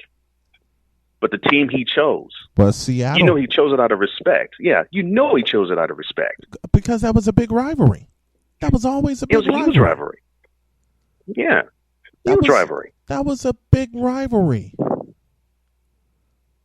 So yeah, it's just no, man. And what makes it even funnier and more humorous is, you know, the division where the Thunder is now. The Northwest Division. The division that has the Nuggets, the Jazz, and the Blazers in it. There is your karma. Right there. There is your karma. That tells you right there that team does not belong in Oklahoma City. I mean, come on. There is your karma. That's about all I need to say. Speaking of karma, the NBA is about to get some, and it ain't going to be good, because they stole an idea from said legendary artist and Ice Cube, who put the Big Three League together. They play to a score. I find it ironic, sir, that they played to a score in this recent All-Star game, and these newfangled millennial NBA fans are digging it. And it was they ate it up with a spoon. Yeah. They ate it up with a spoon and dribbled all over the remains. Mm-hmm. They ate it up with... Look, I get why they made the change. Right. So the game that we saw, and mind you, Snowman fans, when I had a conversation with Brian, I think it was a couple of years back, where I mentioned to him, you know, in the All-Star game, they select who they play on each side. Yep. And he said, "What? They do what? You mean to tell me the game is not East versus West anymore?" I said, "Yep, the game is not that anymore. You got one team captain versus another, and it's like a glorified pickup game." Mm-hmm. So I get why they need to have that tweak, because they saw 3 years of this glorified pickup game where it was like, okay, these guys don't even have an interest in playing defense. So I get it. Yeah. Give them a little more incentive to play defense. I get it. Although in that game, until the fourth quarter, they didn't play any defense there either. But case rested. Right. And so I get the concept. And my so additional, you fight for every quarter, you win every quarter, you're supposed to have that, and I get it. But they still didn't play any defense the first three. Still didn't. Nope. Sorry. Nope. My additional thought is the following. It just don't add up! How do you explain that? So even though people are saying that was a great game, the end was not so bad. I'll admit that. The end was not so bad. The end was okay. The big end was okay. Time, however. Now, I would say the end would have been better if they didn't end with a free throw, but the end was okay. I got it. However, it was everything before that moment where they could have ruined it for me. It did. Yeah. And the things that they did to make it interesting, I like. Donating to charity, which team wins that quarter. Yes. I like that. I like that idea. I do like that idea. That's a wonderful idea. Mm-hmm. Yeah. Out of all the inventions, the newfangled inventions for the All-Star Weekend, that's the one I do like. Mm-hmm. That's the one I will definitely co-sign on. Yes. And you can still do that with a running score. Mm-hmm. So absolutely, you can do that. If that was the only change they would have made, I would have taken a look. Let me be real. Maybe I would have taken a look. If you put money on the line for your favorite charity at the end of each quarter, yeah, you'll get my attention. I can deal with that. The problem? They reset the score after every damn quarter. 3 tip-offs. Does a game, unless it goes into overtime, need to have 3 tip-offs? I believe I can answer that. Like this. No, God! No, God, please, no! No! No! No!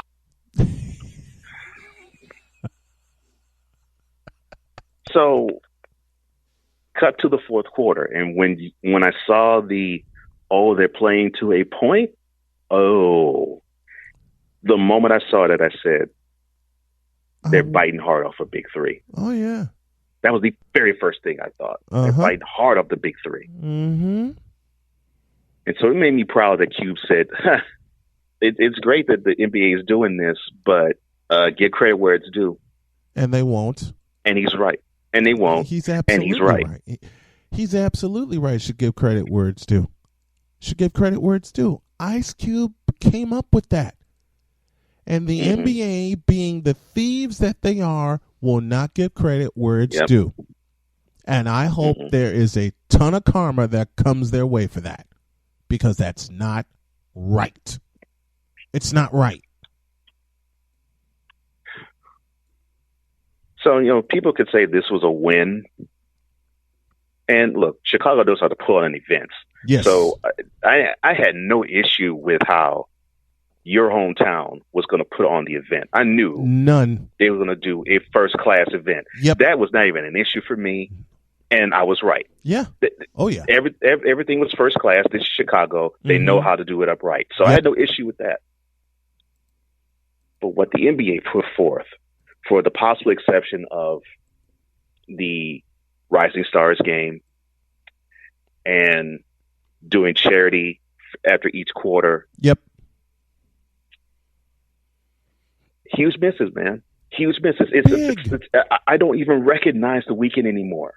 I don't recognize the weekend. When you and I were children, man, when we were in grammar school and junior high school, and we actually would look forward to the All-Star Weekend. You remember we would look forward to All-Star Weekend? Yes. You remember that? We would look forward to it.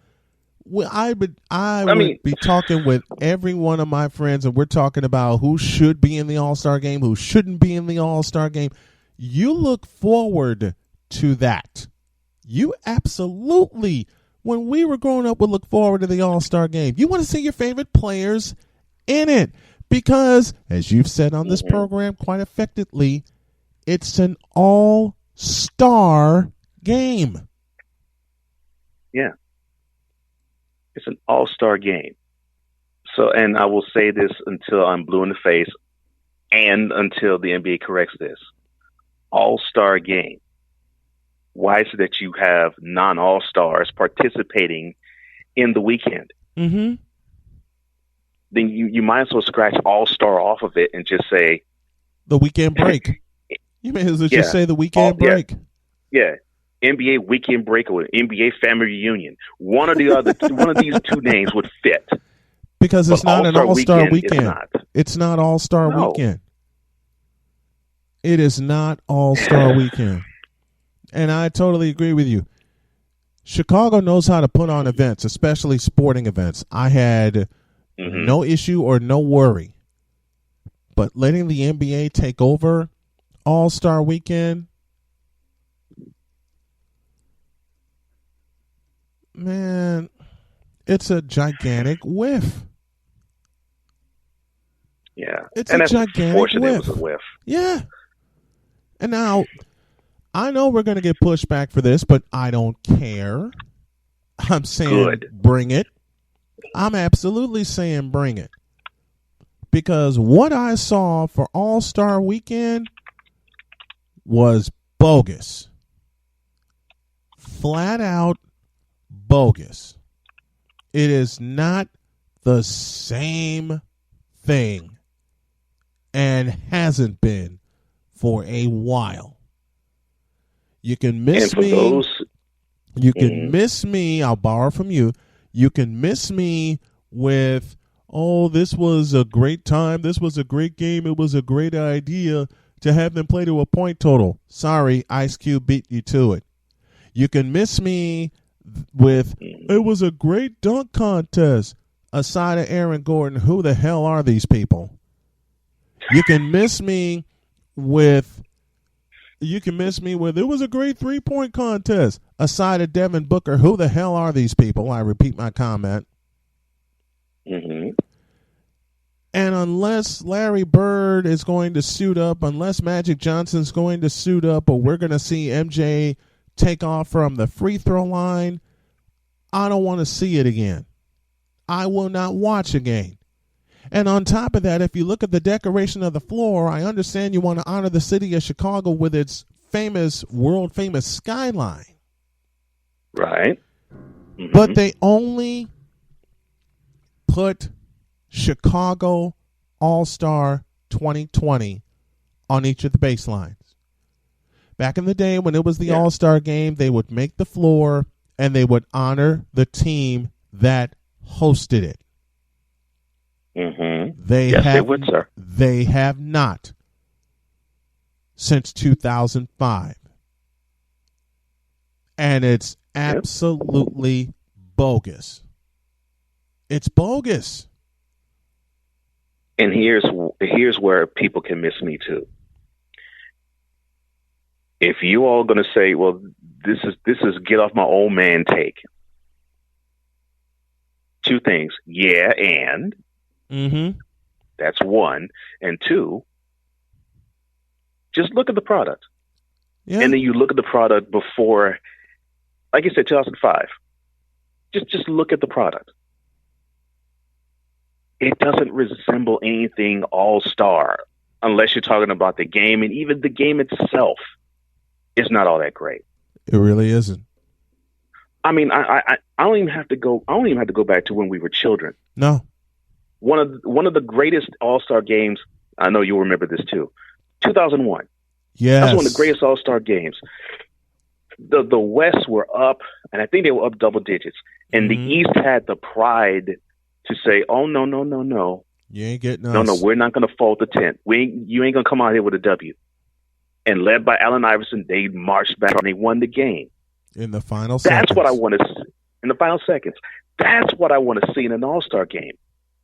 Guys who I love to see, who are the best of the best, have pride in saying, you know what, I'm representing this team, and I'm going to come out with a W. And I know I'm on this floor, one of the 10 best that's doing it. Mm-hmm. That's what I want to see in all-star games and all-star weekends. Instead, we see events such as when there's a breakaway dunk that's about to happen, and it's a 4-on-1. Instead of the defender actually trying to defend the ground, he lays down because he doesn't want to be posterized. That's what we see. And that was recent. Horrible. That's not horrible to me. That is not the All-Star game I want to see. I want to hear this kind of introduction too. I want to hear this kind of introduction again. As I get this queued up, and I think this is a perfect way. This is a perfect way to end it. 1988, Chicago Stadium.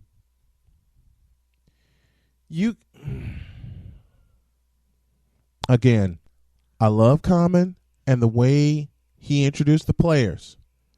But can we just get some old school like this?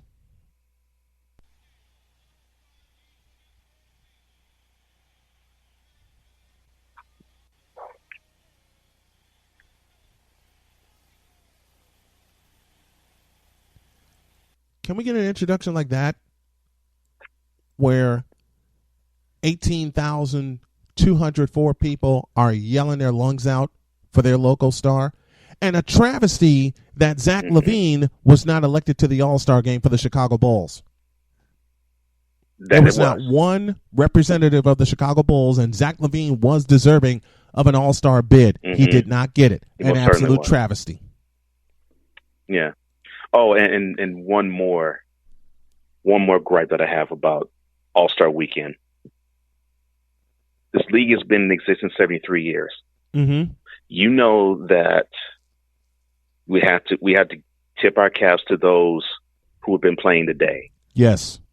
Where was the event that tipped their caps to the All-Stars and the legends of yesteryear?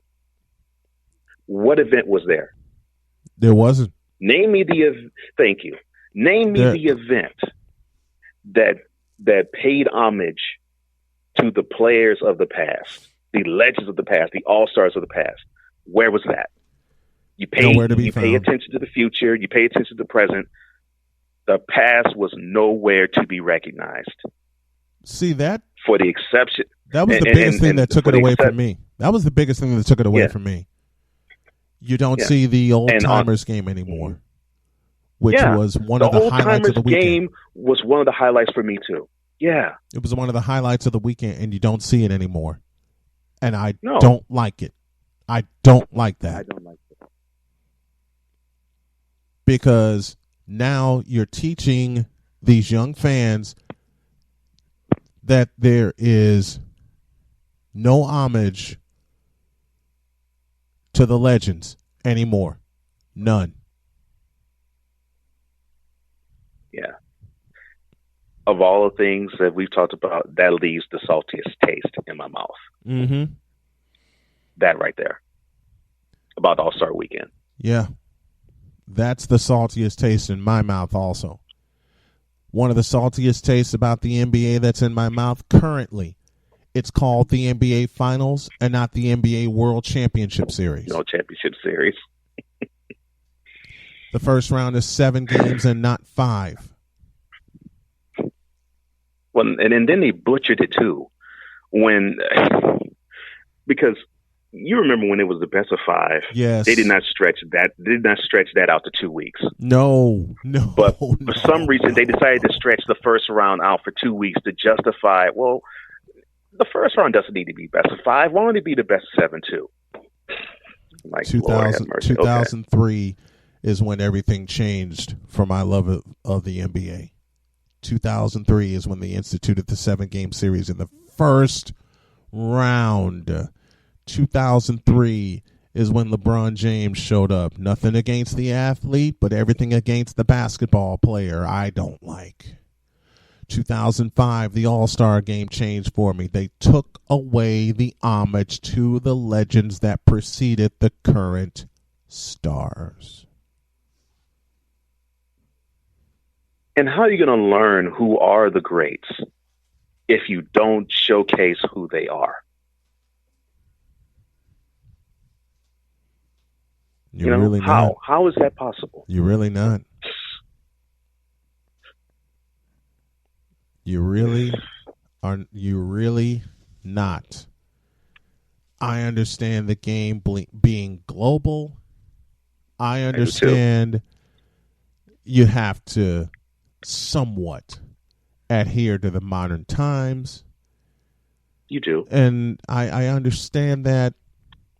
But I miss the Seattle Center Coliseum. I miss Reunion Arena. I miss the Fabulous Forum. Not the Great Western Forum, but the Fabulous Forum. Fabulous Forum. This is for you. Because the Great Western Forum still exists. Yep. This is for you. I miss the Summit. You? Dude. Man, when they called the Compact Center, I know your ears were fuming. If you would have seen my ears fume, you would have felt a heart drop. I'm like, man. And even to this day, because the building's still standing. Yes. I don't look at that building. You can't. As well, now it's the Lakewood Church. But I don't look at that building as the Compact Center. That's what they named it. It's the Summit. I always looked at it as the Summit. Always did. I still do now. It's the Summit. Man. It's not the Compact Center. It's the Summit. It's a Chicago Stadium for me. I miss that stadium. I miss that arena a lot. The Spectrum in Philadelphia. Yeah. The Boston Garden, where no one wanted to play and you had a fear of playing there. Where's the fear in playing in arenas now, man? Yeah. Even the greatest of teams feared playing there. Mm-hmm. Yeah. And the buildings had legends to it. Yes. Boston Garden is one example. People saying, "Oh, well, they must have turned off the heat, the AC to the building in the business locker room." That type of thing. The fact that you're missing that type of character with the buildings, the people, and the past. It's like the league has turned antiseptic. Yeah, and it's just this clean. I'm not saying that the fact that it's geared toward family. It's always been geared toward family. Yes, but it's this clean image of we are modern, we are today, and we have the state of the art buildings. All 30 of them. I'm sorry, all 29 of them. Because I forget the Clippers and the Lakers playing the same building. Mm-hmm. All 29 of them, state-of-the-art arenas. I'm like, I'm with you. How about man, McNichols Arena? I miss those sort of things. How about McNichols Arena in Denver? See, I miss that. I miss the Salt Palace. The Memorial Coliseum in Portland, Oregon. As you mentioned, the Salt Palace. The Mecca in Milwaukee. The Mecca. Where not only the building was interesting, but the floor was too. Yes, it was. Yes, it was. A psychedelic floor. Mm-hmm. I mean, the Capitol Center. Landover, I went Maryland. to that building. I went to that building. I mean, that's. I have three words for you and for my beautiful Dr. K. Market Square Arena. and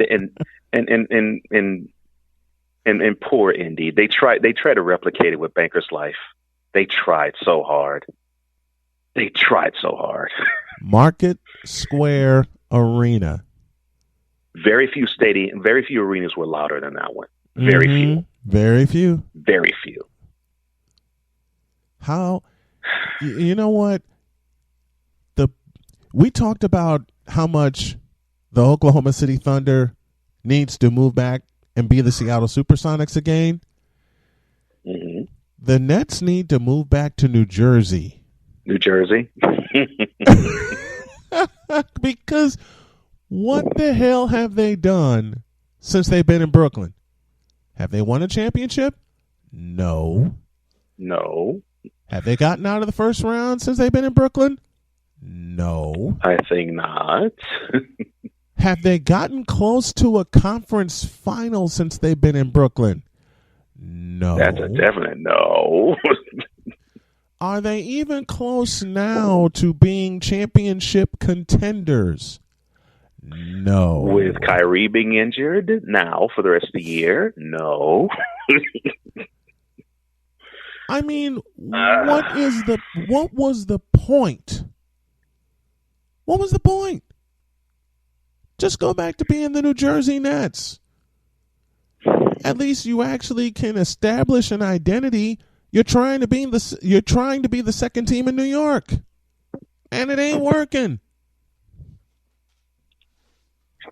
You know what's even worse about this?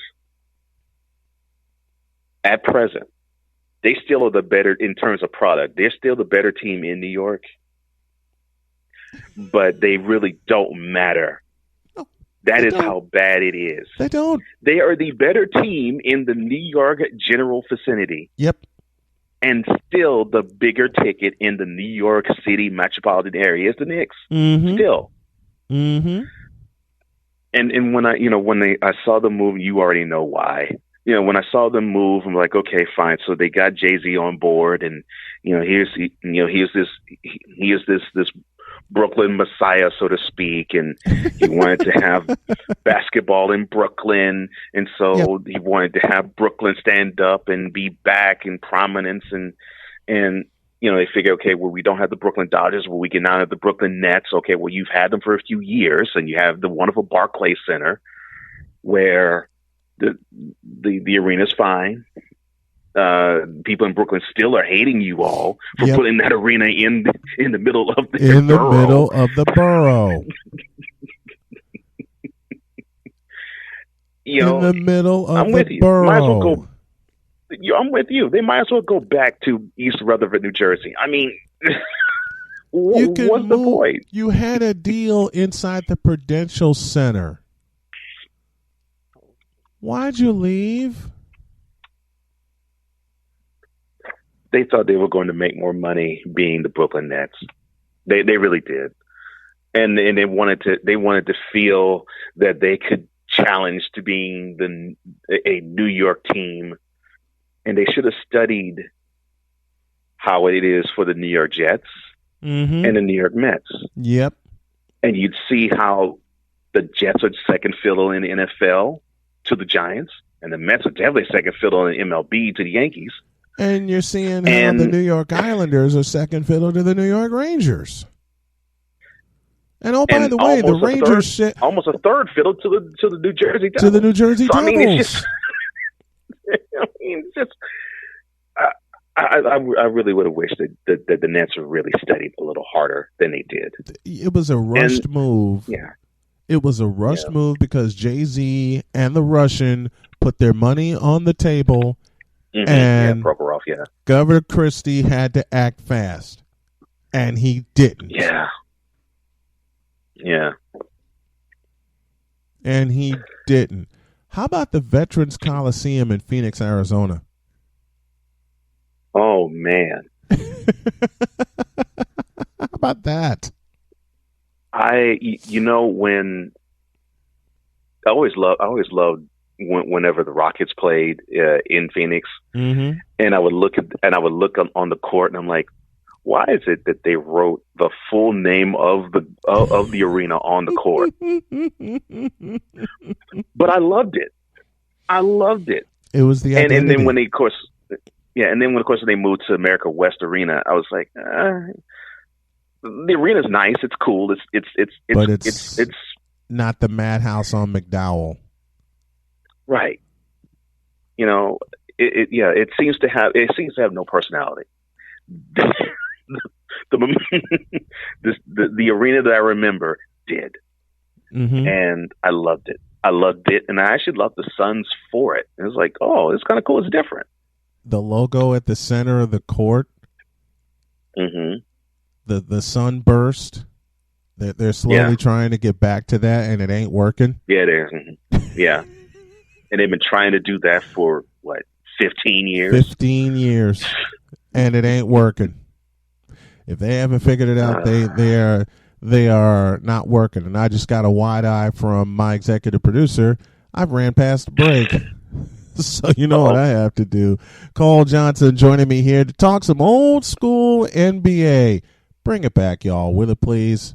I love you, my brother. Thanks for the time. Yeah, I love you too, man. And whenever you want to chop it up, please do. Done. Absolutely done. Okay, I'm going to get yelled at, so I better take a break. Back in a flash.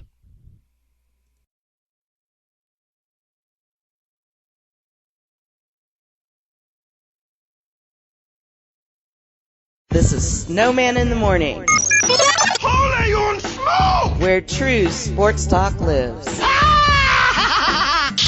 I like him. He's silly. All right, folks, he's back. This is Errol Marks, the man in charge of Below the Mic and a couple of other shows on the Worldwide Sports Radio Network. How are you, my friend? I'm good, man. I'm back again. I feel so loved today. As well you should be. Let's dive right in. The floor is yours for the Astros cheating scandal. I want to hear your thoughts on how Rob Manfred dropped the ball on this one. You know, it's interesting because I thought Rob Manfred is one of the best commissioners in professional sports until this particular situation.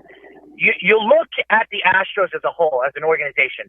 They have been a good team for the last 4 years. Mm-hmm. Just imagine how many years they've been cheating. This has not been going on 1 year in 2017. This has been going on since 2016.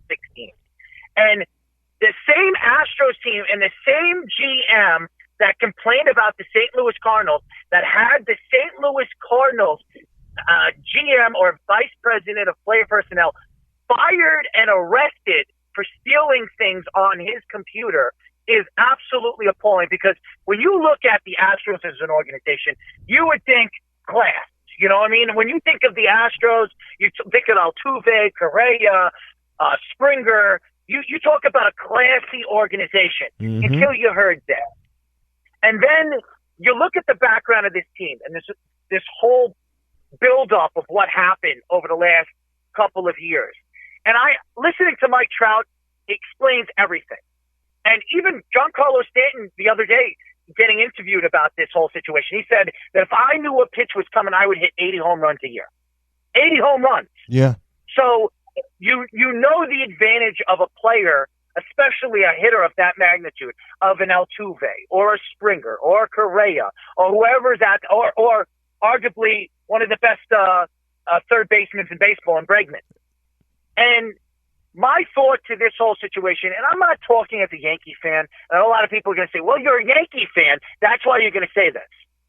I speak as an analyst, and analytically, to me, when you look at this whole story, this is even worse than the whole Pete Rose situation.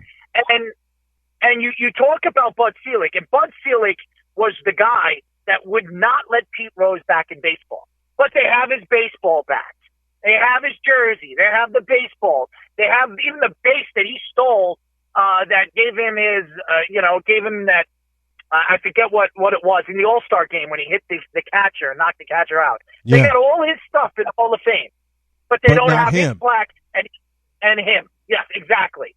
But you have Bregman, who is arguably one of the best third basemen in baseball, who was up for MVP last year, who is not suspended. They're not touching these guys. No. They're not touching any player on the Astros. None. And that, to me, is the most appalling thing, because I really think when you think of an organization, you talk about Goodell with the CTE and all the things that he was trying to hide all these years. Right. Not paying the players, not helping them with their benefits, and all that other stuff. This is even worse than that. Because, and I know everybody's going to say, well, how could you say that? It's CTE. These guys are getting brain damage. Here's the thing. Baseball is what? America's pastime, right? Mm-hmm. And you look at football, and in the last 15, 20 years, football has been the number one sport in professional sports here in America. Yep. And then you look at baseball, how quick and how grown some of these young athletes, when we talk about Mike Trout, Aaron Judge, Bregman, you have now Yordani Garrett Alvarez. Cole. Yes, Alvarez, and all these guys we talk about, all these great superstars, and how baseball has transitioned from the strike in 1994. Mm-hmm. And then you see Bud Selig. Everybody wanted Bud Selig out because he was a terrible commissioner. He's the one who allowed steroids, and then he took shots at really burying Alex Rodriguez and Manny Ramirez and David Ortiz and all these other guys, all these superstars, right, because they were doing steroids. Meanwhile, he knew all along that they were doing steroids. Mm-hmm. But he didn't want to take responsibility. And now you have guys like Barry Bonds and Roger Clemens, arguably two of the best players at their position in history, sitting looking out from the Hall of Fame. Right. Because of steroids. All right? To me, it's appalling when Rob Manfred goes up there and he speaks about baseball and fans, that they should not say anything, that he did the right thing, and he thinks that he's doing the right thing for baseball, and he's helping the integrity of the game. How are you helping How the hell is he doing that? I don't understand what he's trying to say. And you want to know something? It's funny because the players now, remember, baseball, the CBA is going to be up in a year. Yeah. The CBA is up in a year. And what is going to happen in a year from now? What's going to happen now is the players are going to look at this whole big picture with the whole Astros scandal and say, could we trust this commissioner? Could we trust the owners of the league and agree to terms with them, knowing that they agree with Rob Manfred, or they're letting Rob Manfred get away with this? Who pays the commissioner? The owners do. Who pays the commissioner? The owners do. And the fact that the owners are sitting back and letting the commissioner of baseball say, well, I'm just trying to help the integrity of the game. I did what was right. I fired the coaches. I'm the one who fired the GM. Well, he didn't fire, but he's the one who suspended the GM. Mm-hmm. He suspended the coach. And then he comes back and he says, well, what do you want me to do? What do you want me to do to the players? How could we suspend the players? What could we do? Here's what you could do. You can, and I said this on your last show. Yes. I would take their 5 best players and sit them out for 30 or 40 games. Mm-hmm. And what does that do? What does that do? It puts them in the same hole the other teams were when they were cheating. Okay? Yes. They've been cheating for years. How many times, how many teams, how many seasons did they screw out teams from making the playoffs? Just think about it. Yeah. How many teams were screwed out of the playoffs because of the Houston Astros? And that to me is the most devastating thing as a player. And I'm not even a major league player. If I were to sit back right now, and I'm not even talking about Aaron Judge being screwed out of an MVP because he was. Altuve should not have. Right now, Altuve and the MVP should be going to Aaron Judge. They should strip the MVP from Altuve and give it to Aaron Judge because he should have won the MVP that year. I'll give you that. And to me, stripping a trophy from the Houston Astros is not going to solve anything. Right. It's not. It's not. What they need to do, what the Major League needs to do, is they need to set a precedent on this. And how do they do that? What I would do is I would force the owner to sell his team. That's what I would do. Because the NBA did it with the Clippers.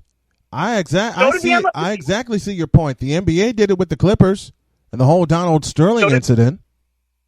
So did the MLB with the Dodgers. Yes. So if they did it to those teams, why can't they do it to the Astros? How about what they did to George Steinbrenner when he was caught doing what he did in the 70s? What did they do? He had to stay away from baseball for 2 years. Mm-hmm. He couldn't be a part of the organization for 2 years. This is worse than that.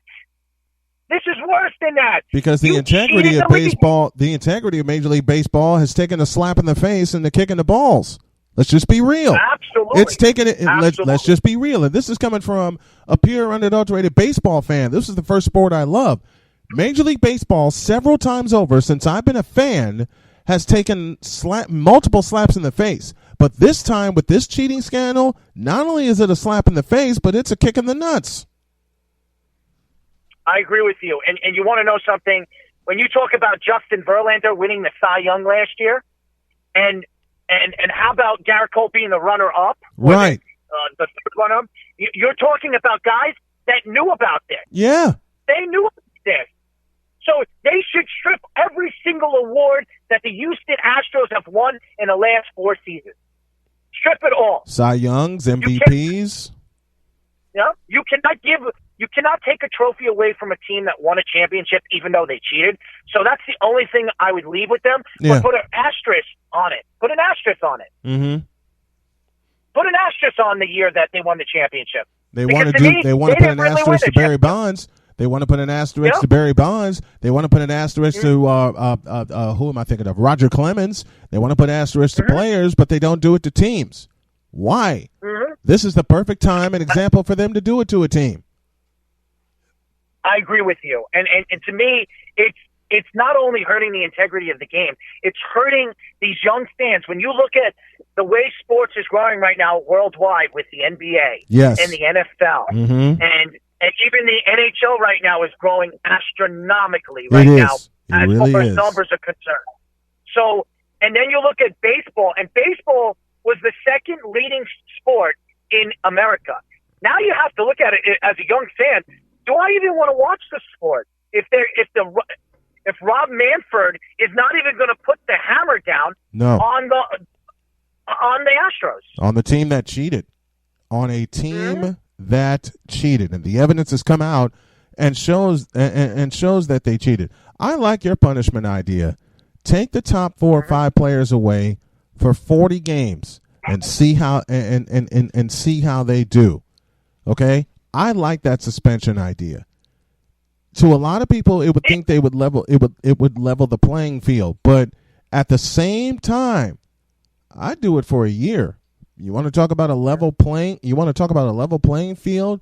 Take a couple of them away for a year. Take a couple more away for the next year. Yeah, they've stripped away. They've taken $5 million away from them. They've taken draft picks away from them. But at the same time, the Astros can make a move to acquire some draft picks. I don't think they're going to be that good this year, but I have been wrong before, and I have a feeling I'll be wrong again when it comes to certain teams. And we're going to talk about certain teams, coming down the line as we head toward the 2020 baseball season. Here's an argument that I've heard, and you and I spoke about the last time I had you on with me. What about people saying, well, the cheating must not have meant much because the Washington Nationals beat them, and they beat them in their house? I'm going to add that piece. Let me get your thoughts on that. Well, it's pretty simple. Pitching wins championships. Mm-hmm. You know why? You know why the Nationals beat the Houston Astros? They had the best pitching staff. No matter what they knew what was coming at them, their pitchers are that dominant that they couldn't hit them anyway. So it wouldn't have even mattered. To me, baseball is a pitching sport. Yes. If you have the best pitching staff, you have the best chance of winning, especially in the playoffs. Right. When you narrow down the talent. And when you look at the whole picture right now with the Nationals, the Nationals to me it's the most impressive championship any of the teams have won this year was the Nationals, because the Nationals were not expected to win. They were not expected to get in the. They were not even expected to get in the playoffs, even with Strasburg, even with Scherzer, even with Patrick Corbin, Daniel Hudson, their closer, who was a dominant closer, by the way. They weren't even expected to get in the playoffs. They basically backed their way into the playoffs, and they had to get an 8th inning single from Juan Soto that cleared the bases, plus an error on Milwaukee, to get them into a position where they can compete for a World Series, and that's getting to the Division Series. But what people don't realize, since Game 5 of that Division Series, when the Dodger offense was shut down and Howie Kendrick rescued the Nationals with a grand slam in the 10th inning. The most dominant pitching staff didn't belong to Houston. It belonged to Washington. Mm-hmm. And you know what? When you look at the World Series and you watch the Nationals hoist the championship and just really the excitement of the Washington Nationals, because this is an organization that never won a championship, right? Never won a title, right? And they were talking about firing their manager early in the season because they were playing crap baseball. Yeah, they were 19. They were 19-31, and they were calling for Dave Martinez's head. Now he took that and used it as motivation. #finish the fight. And I love Dave Martinez's comments. I have a clip of it somewhere. I'll play it later in the show. I love when Dave Martinez said on Houston's field, we stayed in the I put the quote in front of it. Quote, we stayed in the fight. We won the fight. Close quote. And they sure did. And that pitching staff got him there. And they didn't cheat either. No. And that to me is the most impressive thing out of all of it. They didn't do anything. They didn't cheat. They were cheated on. Let me tell you that. They were cheated on, and even with them cheating, they still couldn't beat the Nationals. They still couldn't beat the Nationals. And they lost 4 times. This is the funny part about the Houston Astros. They lost 4 times to Washington, wait for it, in their own house. And to me, what we have seen and what we and that's the greatest part of all.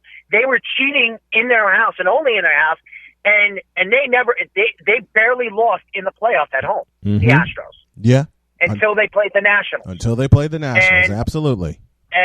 And to me, that was the most impressive thing. And everybody says, well, if the Nationals could do it, why couldn't the Yankees do it? Why couldn't the Dodgers do it? Well, they didn't have the pitching. They didn't have the pitching. I said this a couple weeks ago on the show. They did I'm so sick of Dodgers fans saying, well, we should have won. We should have won. You got your ass kicked in your house by Washington because they had something you haven't had for years. It's called pitching. You're right. And to me, when you look at the whole big picture with the Houston Astros, it's really despicable. And I'm sorry. This is just as bad as the steroid scandal. Yep. This is just as bad as betting on baseball. Yep. Because you're cheating on baseball. You're not betting. Pete Rose didn't bet against his team. He bet for his team to beat the other team. Okay, so he wasn't planning to lose that game. Right. Okay. Right. So they cheated on baseball. They cheated many different teams, not just the teams that were in the playoffs. They cheated teams that didn't make the playoffs. Right. Because how do we know what the Astros record could have been if they didn't cheat? Right. They've been cheating the whole season. We don't know what their record could have been. We don't know if they would have even made the playoffs. So they probably would have finished. They probably would have finished behind the Oakland A's, who were fast, who were coming on strong to try to take that top spot in the American League West. Who knows how many wins? And you just made a great point, and I love that. Who knows if the Astros would have won 107 games if they didn't cheat? Who knows how many games they would have won? I should have phrased it that way. I apologize. Who knows how many games they would have won? I'm willing to even bet you that this year Altuve's batting average is going to go down at least 0.20%. I bet you Bregman's numbers are going to go down. The only person that I think his numbers will stay the same as George Springer. Springer. He is the only one that I think, no matter what happens, his numbers will still stay almost identical to what they were last year. And I'm willing to bet Correa's numbers are going to fall below the Mendoza line. I'm willing to make that. I'm willing to make that bet because since 2015 against the Royals, when he kicked that double play ball that should have finished the 8th inning against the Royals in the division series and given Houston that series win. I don't count 2017 now, knowing what I know. Correa's been awful. He's been flat out awful. Terrible. Terrible. Absolutely terrible. Horrendous. When they were talking about him being the next A-Rod. You know, so to me, when he was drafted, everybody, this is a guy that was, the number one pick in the draft? Yes. And everybody was saying that this guy was going to be the next big superstar at the shortstop position. Him and Altuve are going to dominate the middle infield in baseball for the next 10 years. And to me, I would put an asterisk on Altuve's numbers, Bregman's numbers, and Correa's numbers. And to me, I just think it's a complete joke that when we talk about, everybody talks about the Yankees being the evil empire. Yes. And the Red Sox being what they are. They bought their championship. How about cheating? Yeah. How about their championship? How about stealing more than signs and cheating to win your championship? To me, you could buy your championship. You spend the money. There are teams out there now. Baseball, it's all about a luxury tax, and if you go over the luxury tax, you got to pay the league, and the league takes that luxury tax money and they give it to the teams that don't have the money that the Yankees, the Red Sox, the Dodgers have. But now you can put the Cubs in that conversation also when we talk about luxury tax, because since 2016, the Cubs have had to fork over a luxury tax, which takes their chances to get young players that can help keep their supposed dynasty going. And I got a lot more to say about that, and some Cub fans are not going to like it. I'll do that later. But put the Cubs in that conversation also. Yes. The Cubs are another organization that is a team that has done, in the last couple of years have done the right thing. They really have. Yeah. They're building their team around youth. That's what the Yankees started doing. That's what the Chicago White Sox are doing. Yes. The A's have been doing that one. So and I love what the A's are all about. You know why I love the A's? Because no matter who the A's put on the mound, who they put at first base, second base, third base, outfield, they play hard. They play hard. They play hard. I just wonder, had they caught the Astros, this would be an entirely. I really believe, had the A's gotten into the postseason, or had the A's survived their wild card game this past year. I beg your pardon, they lost to Tampa Bay. Had the A's survived the wild card game and somehow gotten by Houston, this conversation would not even be had, in my opinion, and Mike Fiers would have kept his mouth shut. And Mike Fiers was on that Astros team in 2017. He knew what was going on for the past couple of years, which brings this question to mind, and here's where we'll close until next time. Why did he take so long to say something? It's a good question. And here's the thing. How long has baseball known about this? Right. That's the question. So I think baseball has known this for years, and they haven't done anything because no harm, no foul. That's the way they look at it. And to a point, with Manfred dropping the ball, they still haven't done anything. I agree with you. To me, it's a joke right now. Rob Manfred should be ashamed of himself because he's got an outcry of players. Your best player, Mike Trout, coming out and saying what he said about baseball. LeBron James speaking up about baseball right now, that he's got to do something. There are other players, other sports speaking up for what the Astros did. And Manfred's not going to do a thing. Come on, let's be real. Manfred's not going to do a thing. And I will tell you a theory that one of my good buddies, Cole Johnson, a friend of the show, and I'm going to have him on a little later. Here's my theory, and here's his theory, and a couple of others have expressed this to me as well. You know why they're not going to suspend any of the players? 2 reasons. 1, it'll hurt the players' bottom line, and 2, in Manfred's mind, not mine, but Manfred's mind, it'll hurt baseball's bottom line if we don't see them suspended. And it's to a point now where there's an over-under of how many Astros players are going to get beaned this year. As an astute baseball mind like you, I know you caught that. 'Cause to me, it's a joke. Right now, I Rob Manfred should be ashamed of himself because he's got an outcry of players. Your best player, Mike Trout, coming out and saying what he said about baseball. It's a joke. And to me, Oh, I know, and I'll tell you this. By the way, I want to apologize to the fans. I'm in a car wash, but I am Errol in the car wash. The E-Train in the car wash. The E-Train in the car wash. Gotta love it. But I will tell you this. What to me, and what I've read, and the stories that I've read behind what Rob Manfred has said at these press conferences, it wasn't just one press conference. It was two of them. Yes. He didn't say this once. He said this twice. And to me, when you have Brian Cashman coming out and sticking up for the players and the players' union, to me, that's saying a lot about not only the Yankees, but it's saying a lot about the league. Mm-hmm. That now the league's standing forward. They're standing against the Astros. And to me, not only are they going to be beat, they're going to be booed on every single field that they walk on. And to me, I don't care what the players say. I don't care what the Astros say. I don't care what the players that are not even playing in the major leagues right now, like LeBron James is saying. To me, this is a disgrace to professional sport because these players are making millions upon millions upon millions of dollars. And to cheat the fans and really cheat the younger athlete that is trying to get into professional sports in AAA and AA, it's appalling.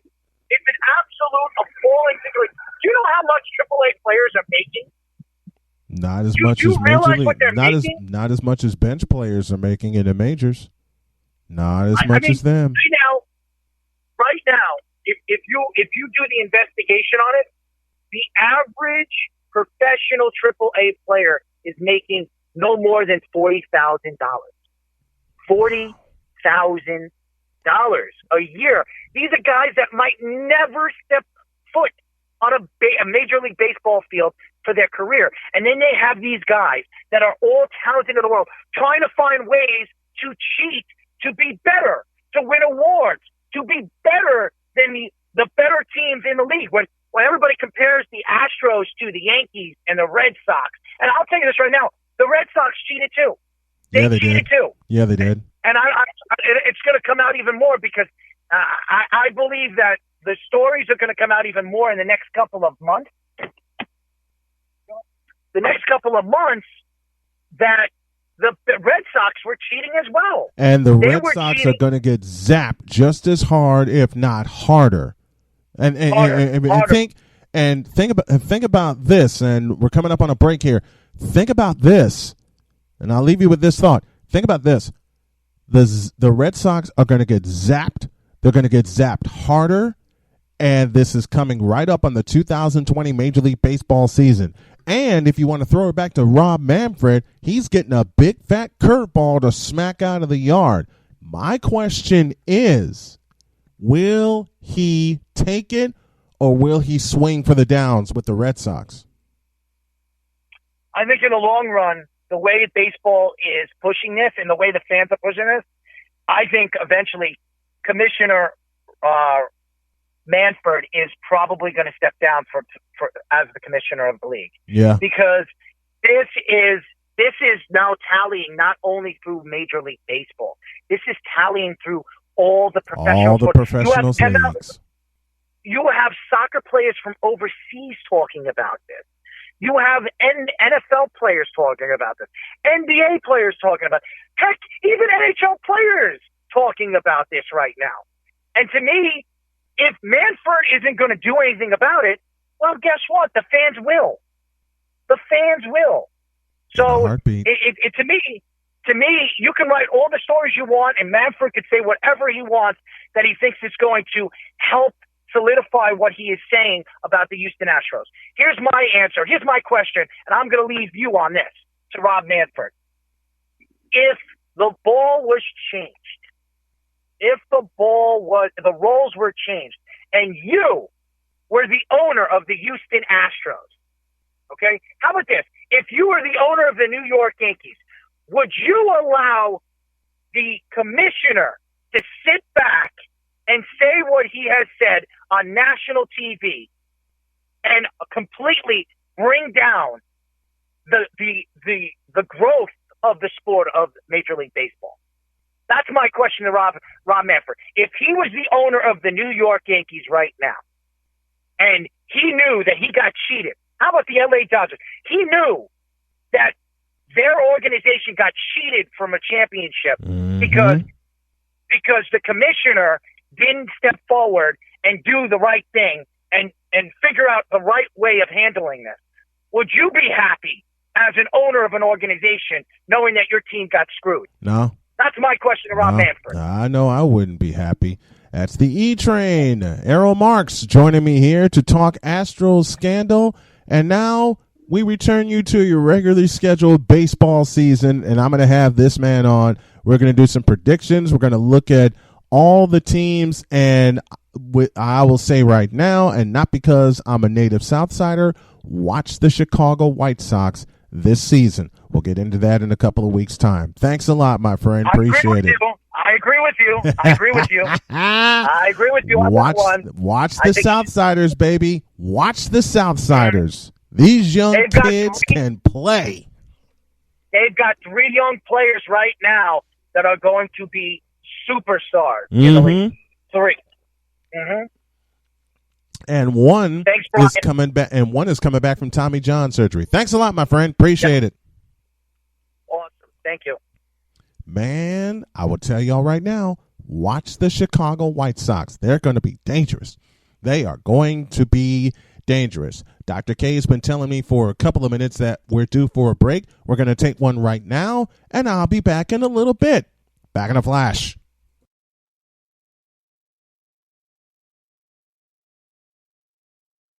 This is Snowman in the Morning. I did not need to be told that. Where true sports talk lives. Excellent. Can't wait. Down the stretch we come on the Friday edition of Snowman in the Morning. I want to thank you fans who have tuned us in, and courtesy of my man Cole Johnson, who hosts on The Daily that precedes this show on the RTF Sports Network. You're going to love the next segment I have from him because, simply put, it is Processual confession time. Here we go.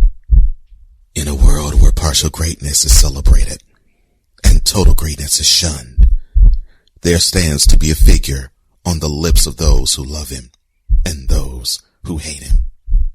The inane comparisons to Michael Jordan and Kobe Bryant continue and has existed since 2003. There is no end in sight, for the battle between those who unconditionally love and unconditionally hate him wages on. These are their stories. Welcome to the Bronzexual Confessions. LeBron shined bright in All-Star Weekend and All-Star Game itself. He took his team to a 157-155 win over the Team Giannis squad. He didn't come away with the first ever Kobe Bryant MVP award.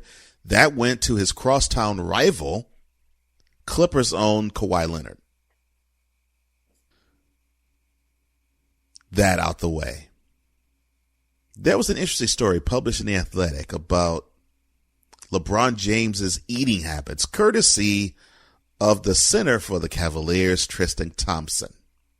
So he wanted to provide some insight as to how LeBron James is like off the court. And he talked about his eating habits, and he went on to describe it as this way. Quote, he has the worst freaking diet ever. Ask him what he eats for breakfast.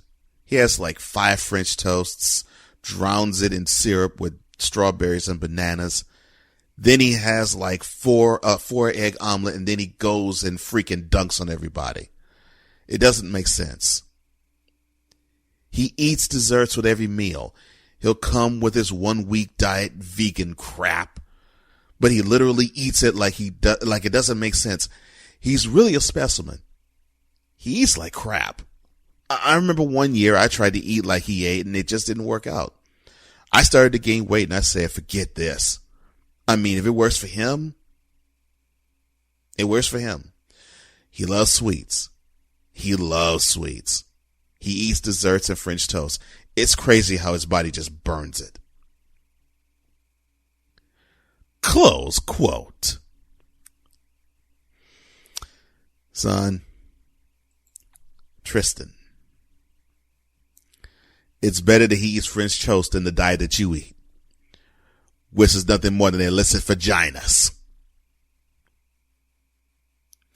Forget focusing on your ex-teammate. Focus on the fact that you're taller than how many rebounds you have gotten in your entire career. Let's focus on that. Oh, I'm sorry. This is LeBron territory. Let's steer off of talking about another player. So, of course, we had this scandal in Major League Baseball. I don't know if you've heard it. Yes, Astros scum, Astros bad, yes, all that type of crap. Well, LeBron wanted to make sure that he got in his 2 cents as well. So he took to Twitter, like the President of the United States does, and he went ham on Major League Baseball, and in particular, the commissioner, Rob Manfred. Quote, listen, I know I don't play baseball, but I am in sports. And I know if someone cheated me out of winning the title and I found out about it, I'd be freaking irate. I mean, like uncontrollable about what I would and could do. Listen here, baseball commissioner. Listen to your players speaking today about how disgusted, mad, hurt, broken, etc., about this. Literally, the baseball emoji, is in your court. Or should I say field? And you need to fix this for the sake of sports. Hashtag, just my thoughts coming from a sports junkie regarding my own sports play. Close quote. Now, I can hear my man Brian Snow now talk about the stimulus package that LeBron himself received 4 years prior, and he, to this day, will talk about how he felt the 2016 Warriors was cheated out of a world championship, and LeBron doesn't talk ill about that or doesn't talk against that. There, Brian, I did your job on that. But I digress. And I kid as well. So let me quickly touch on this. This is why I say basically baseball, that you have a spotlight on you that you haven't had in a long time. You're having people who are outside the sport, people who have a bigger reach than any of your baseball players do. And they're talking about this. This is the time when you have to put your best foot forward. And if you can do that right now, you have LeBron James calling you out. You got to shine now.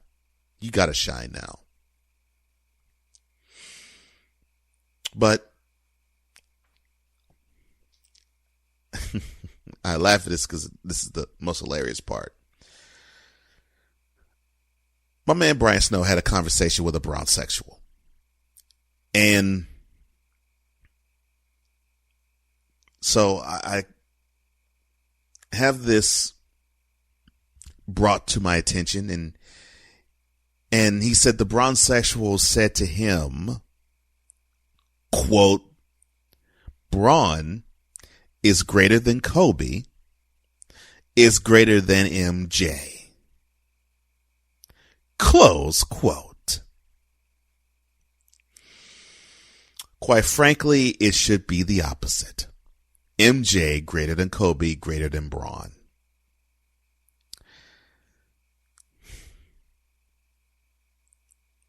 You should be ashamed of yourself in saying something so blasphemous.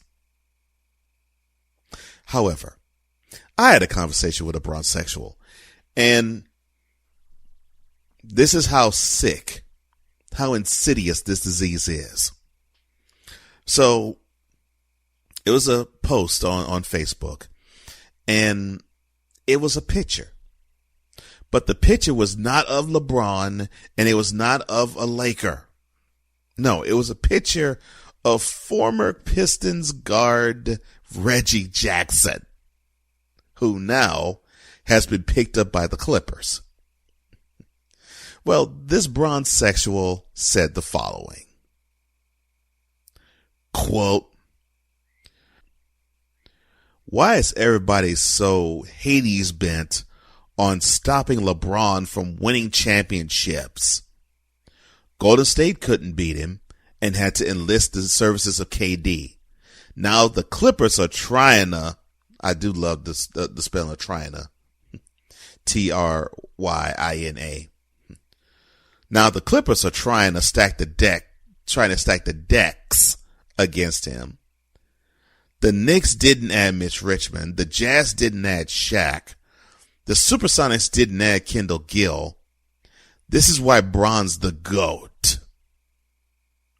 Close quote. Nah, son. And there's also news of the fact that LeBron James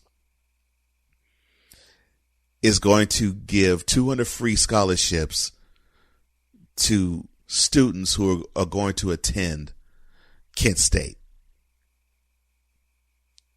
My response to that, quote, LeBron, a great philanthropist off the court, he ain't never gonna be the GOAT on it. Close quote. Look, bronsexual, this is a disease that's insidious, and I actually studied on parasitical behavior. Loving on LeBron seems to be like a parasite just enters into you. It's as if reason and rationale leaves your body. Quit leaving rationale off of your conversations. A guy is picking a team up so they can win, period. They want to improve their team. Reggie Jackson got picked up by the Clippers because they want to improve their team. They aren't giving a crap about LeBron. And as a matter of fact, the defending champ is not LeBron. As another matter of fact, LeBron didn't even make the playoffs last year. You remember he activated playoff mode around not quite this time last year, but like February 27th or 28th. And you remember 1 month later, they shut him down because the playoff activation mode had them going home early. The Raptors are the defending world champs. Now, if you were to say that, then I'd say, okay, you might have a shot. That might make some sense. I could see how, okay, this move might be to counter something that the Raptors have done because they should be the measuring stick. Not a team that has failed to make the playoffs in the last 7 years. The last year with LeBron. So, stop with these insane and inane comparisons. The fact that you want a guy who you compare him and you say that he's better than someone like a Jordan, where you have one guy who has won 6 championships and you have one guy who's lost 6 of them. Yet you call the guy who has lost 6 championships greater. And I'll continue to say this till the cow comes home. One guy has 6 times to romance a woman, and one guy has 9. So the woman walks out of the hotel room happy all 6 times. Meanwhile, the woman who had 9 times with this guy only walks away from that hotel room happy 3. Who do you think people want more? The one who closes the deal 6 times, or the one who only closes the deal 3? And you can say that I'll even give you this year. One who closes the deal 6 times, or the one who closes the deal 4? Stop being petty with your comparisons. If you're going to throw rings at me, it's not even that anymore. It's just the fact that people just simply look at one person and say, that's it. You don't take the totality of it all and view all of what is to be compared. Because unlike most people who will give him top 5, I barely give LeBron top 10 all time. And I stand on that. And that's not hate. That's not love either. That's just fact. And you can take that and do what you will with it. But having a picture of a man, another player that has nothing to do with LeBron, but you tie him in with LeBron, it just shows how sick you bronzesexuals are. Unreal. In a world where contradiction and hypocrisy exist, lies the truth to set us all free. Here is where we all get enlightened. This has been yet another installment of The Bronzesexual Confessions.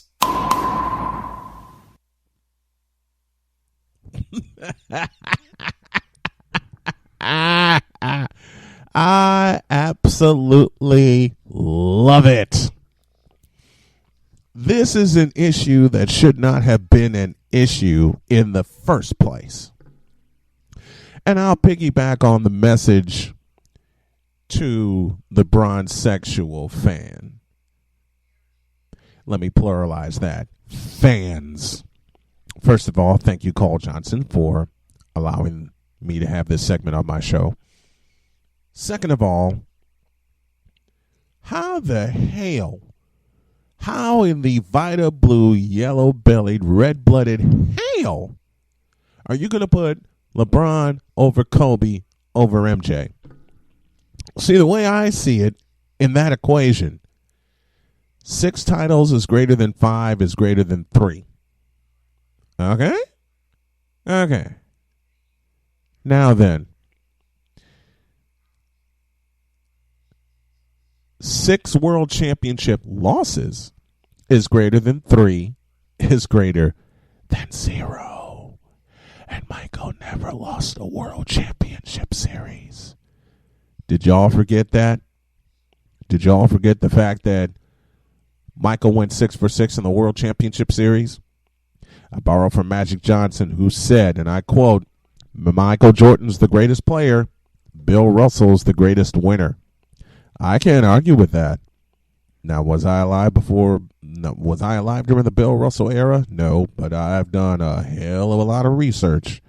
And Bill Russell was that man. 11 titles in 13 attempts.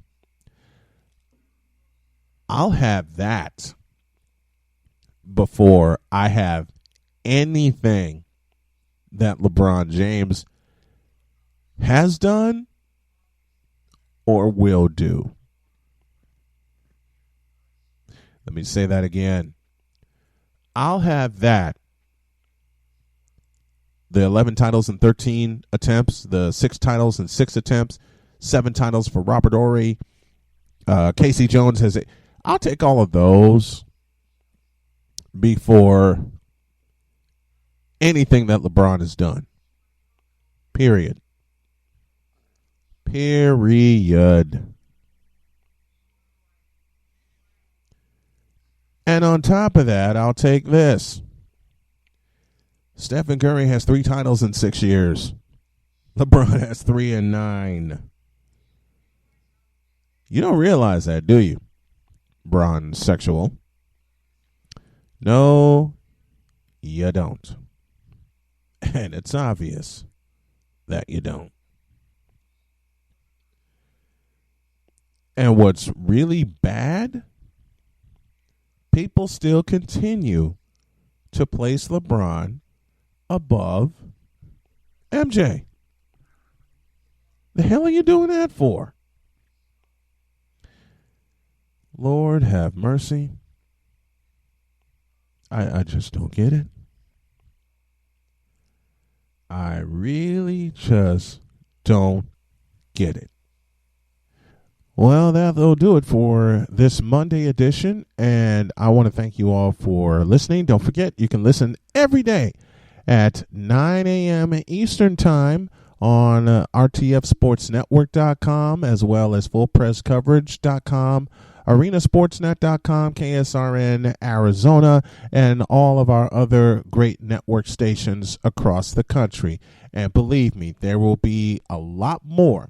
People have doubted this show over the course of 6 years, but as we head to season number 7, which will be this coming October, a lot of great changes have been made. And while I'm thanking people, let me thank the one person who sunk her teeth in and said, you know what? I believe in you. We're going to do this thing. I have to clean it up. We're going to do this thing, and we're going to do it correctly. That's my beautiful Dr. K. She is my bride. She is my everything. And she's one of the biggest reasons why this show is slowly beginning to take off. Remember, you can download the podcast version of this on all of your favorite podcast outlets, including Apple, Google, Stitcher, Spotify, and wherever you get your podcast. This is getting better and better. And while I'm bragging on my beautiful Dr. K, let me say this. Like I said, she sank her teeth in and she says, we're going to do this. I want you to chase your dreams. This is what I tell people every day. But I can't say I haven't had anyone say it to me, but I've never had a person look me in the eye and say it to me and mean it until she came along almost 2 years ago. Babe, can you believe 2 years has almost flown by? That's crazy. That is absolutely crazy. But when you meet the one that you're supposed to be with and you're supposed to share your life with, you don't care about time.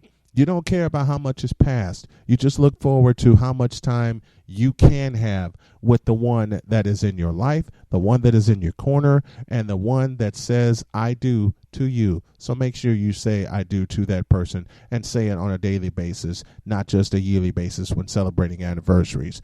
Dr. K tells me my time is up, so have a great day. God bless. Remember to make your next move your best move, and always remember, if your dreams don't scare you, then they are not big enough. Dream big, do bigger. I better get out of here. Talk to you tomorrow. Snowman out.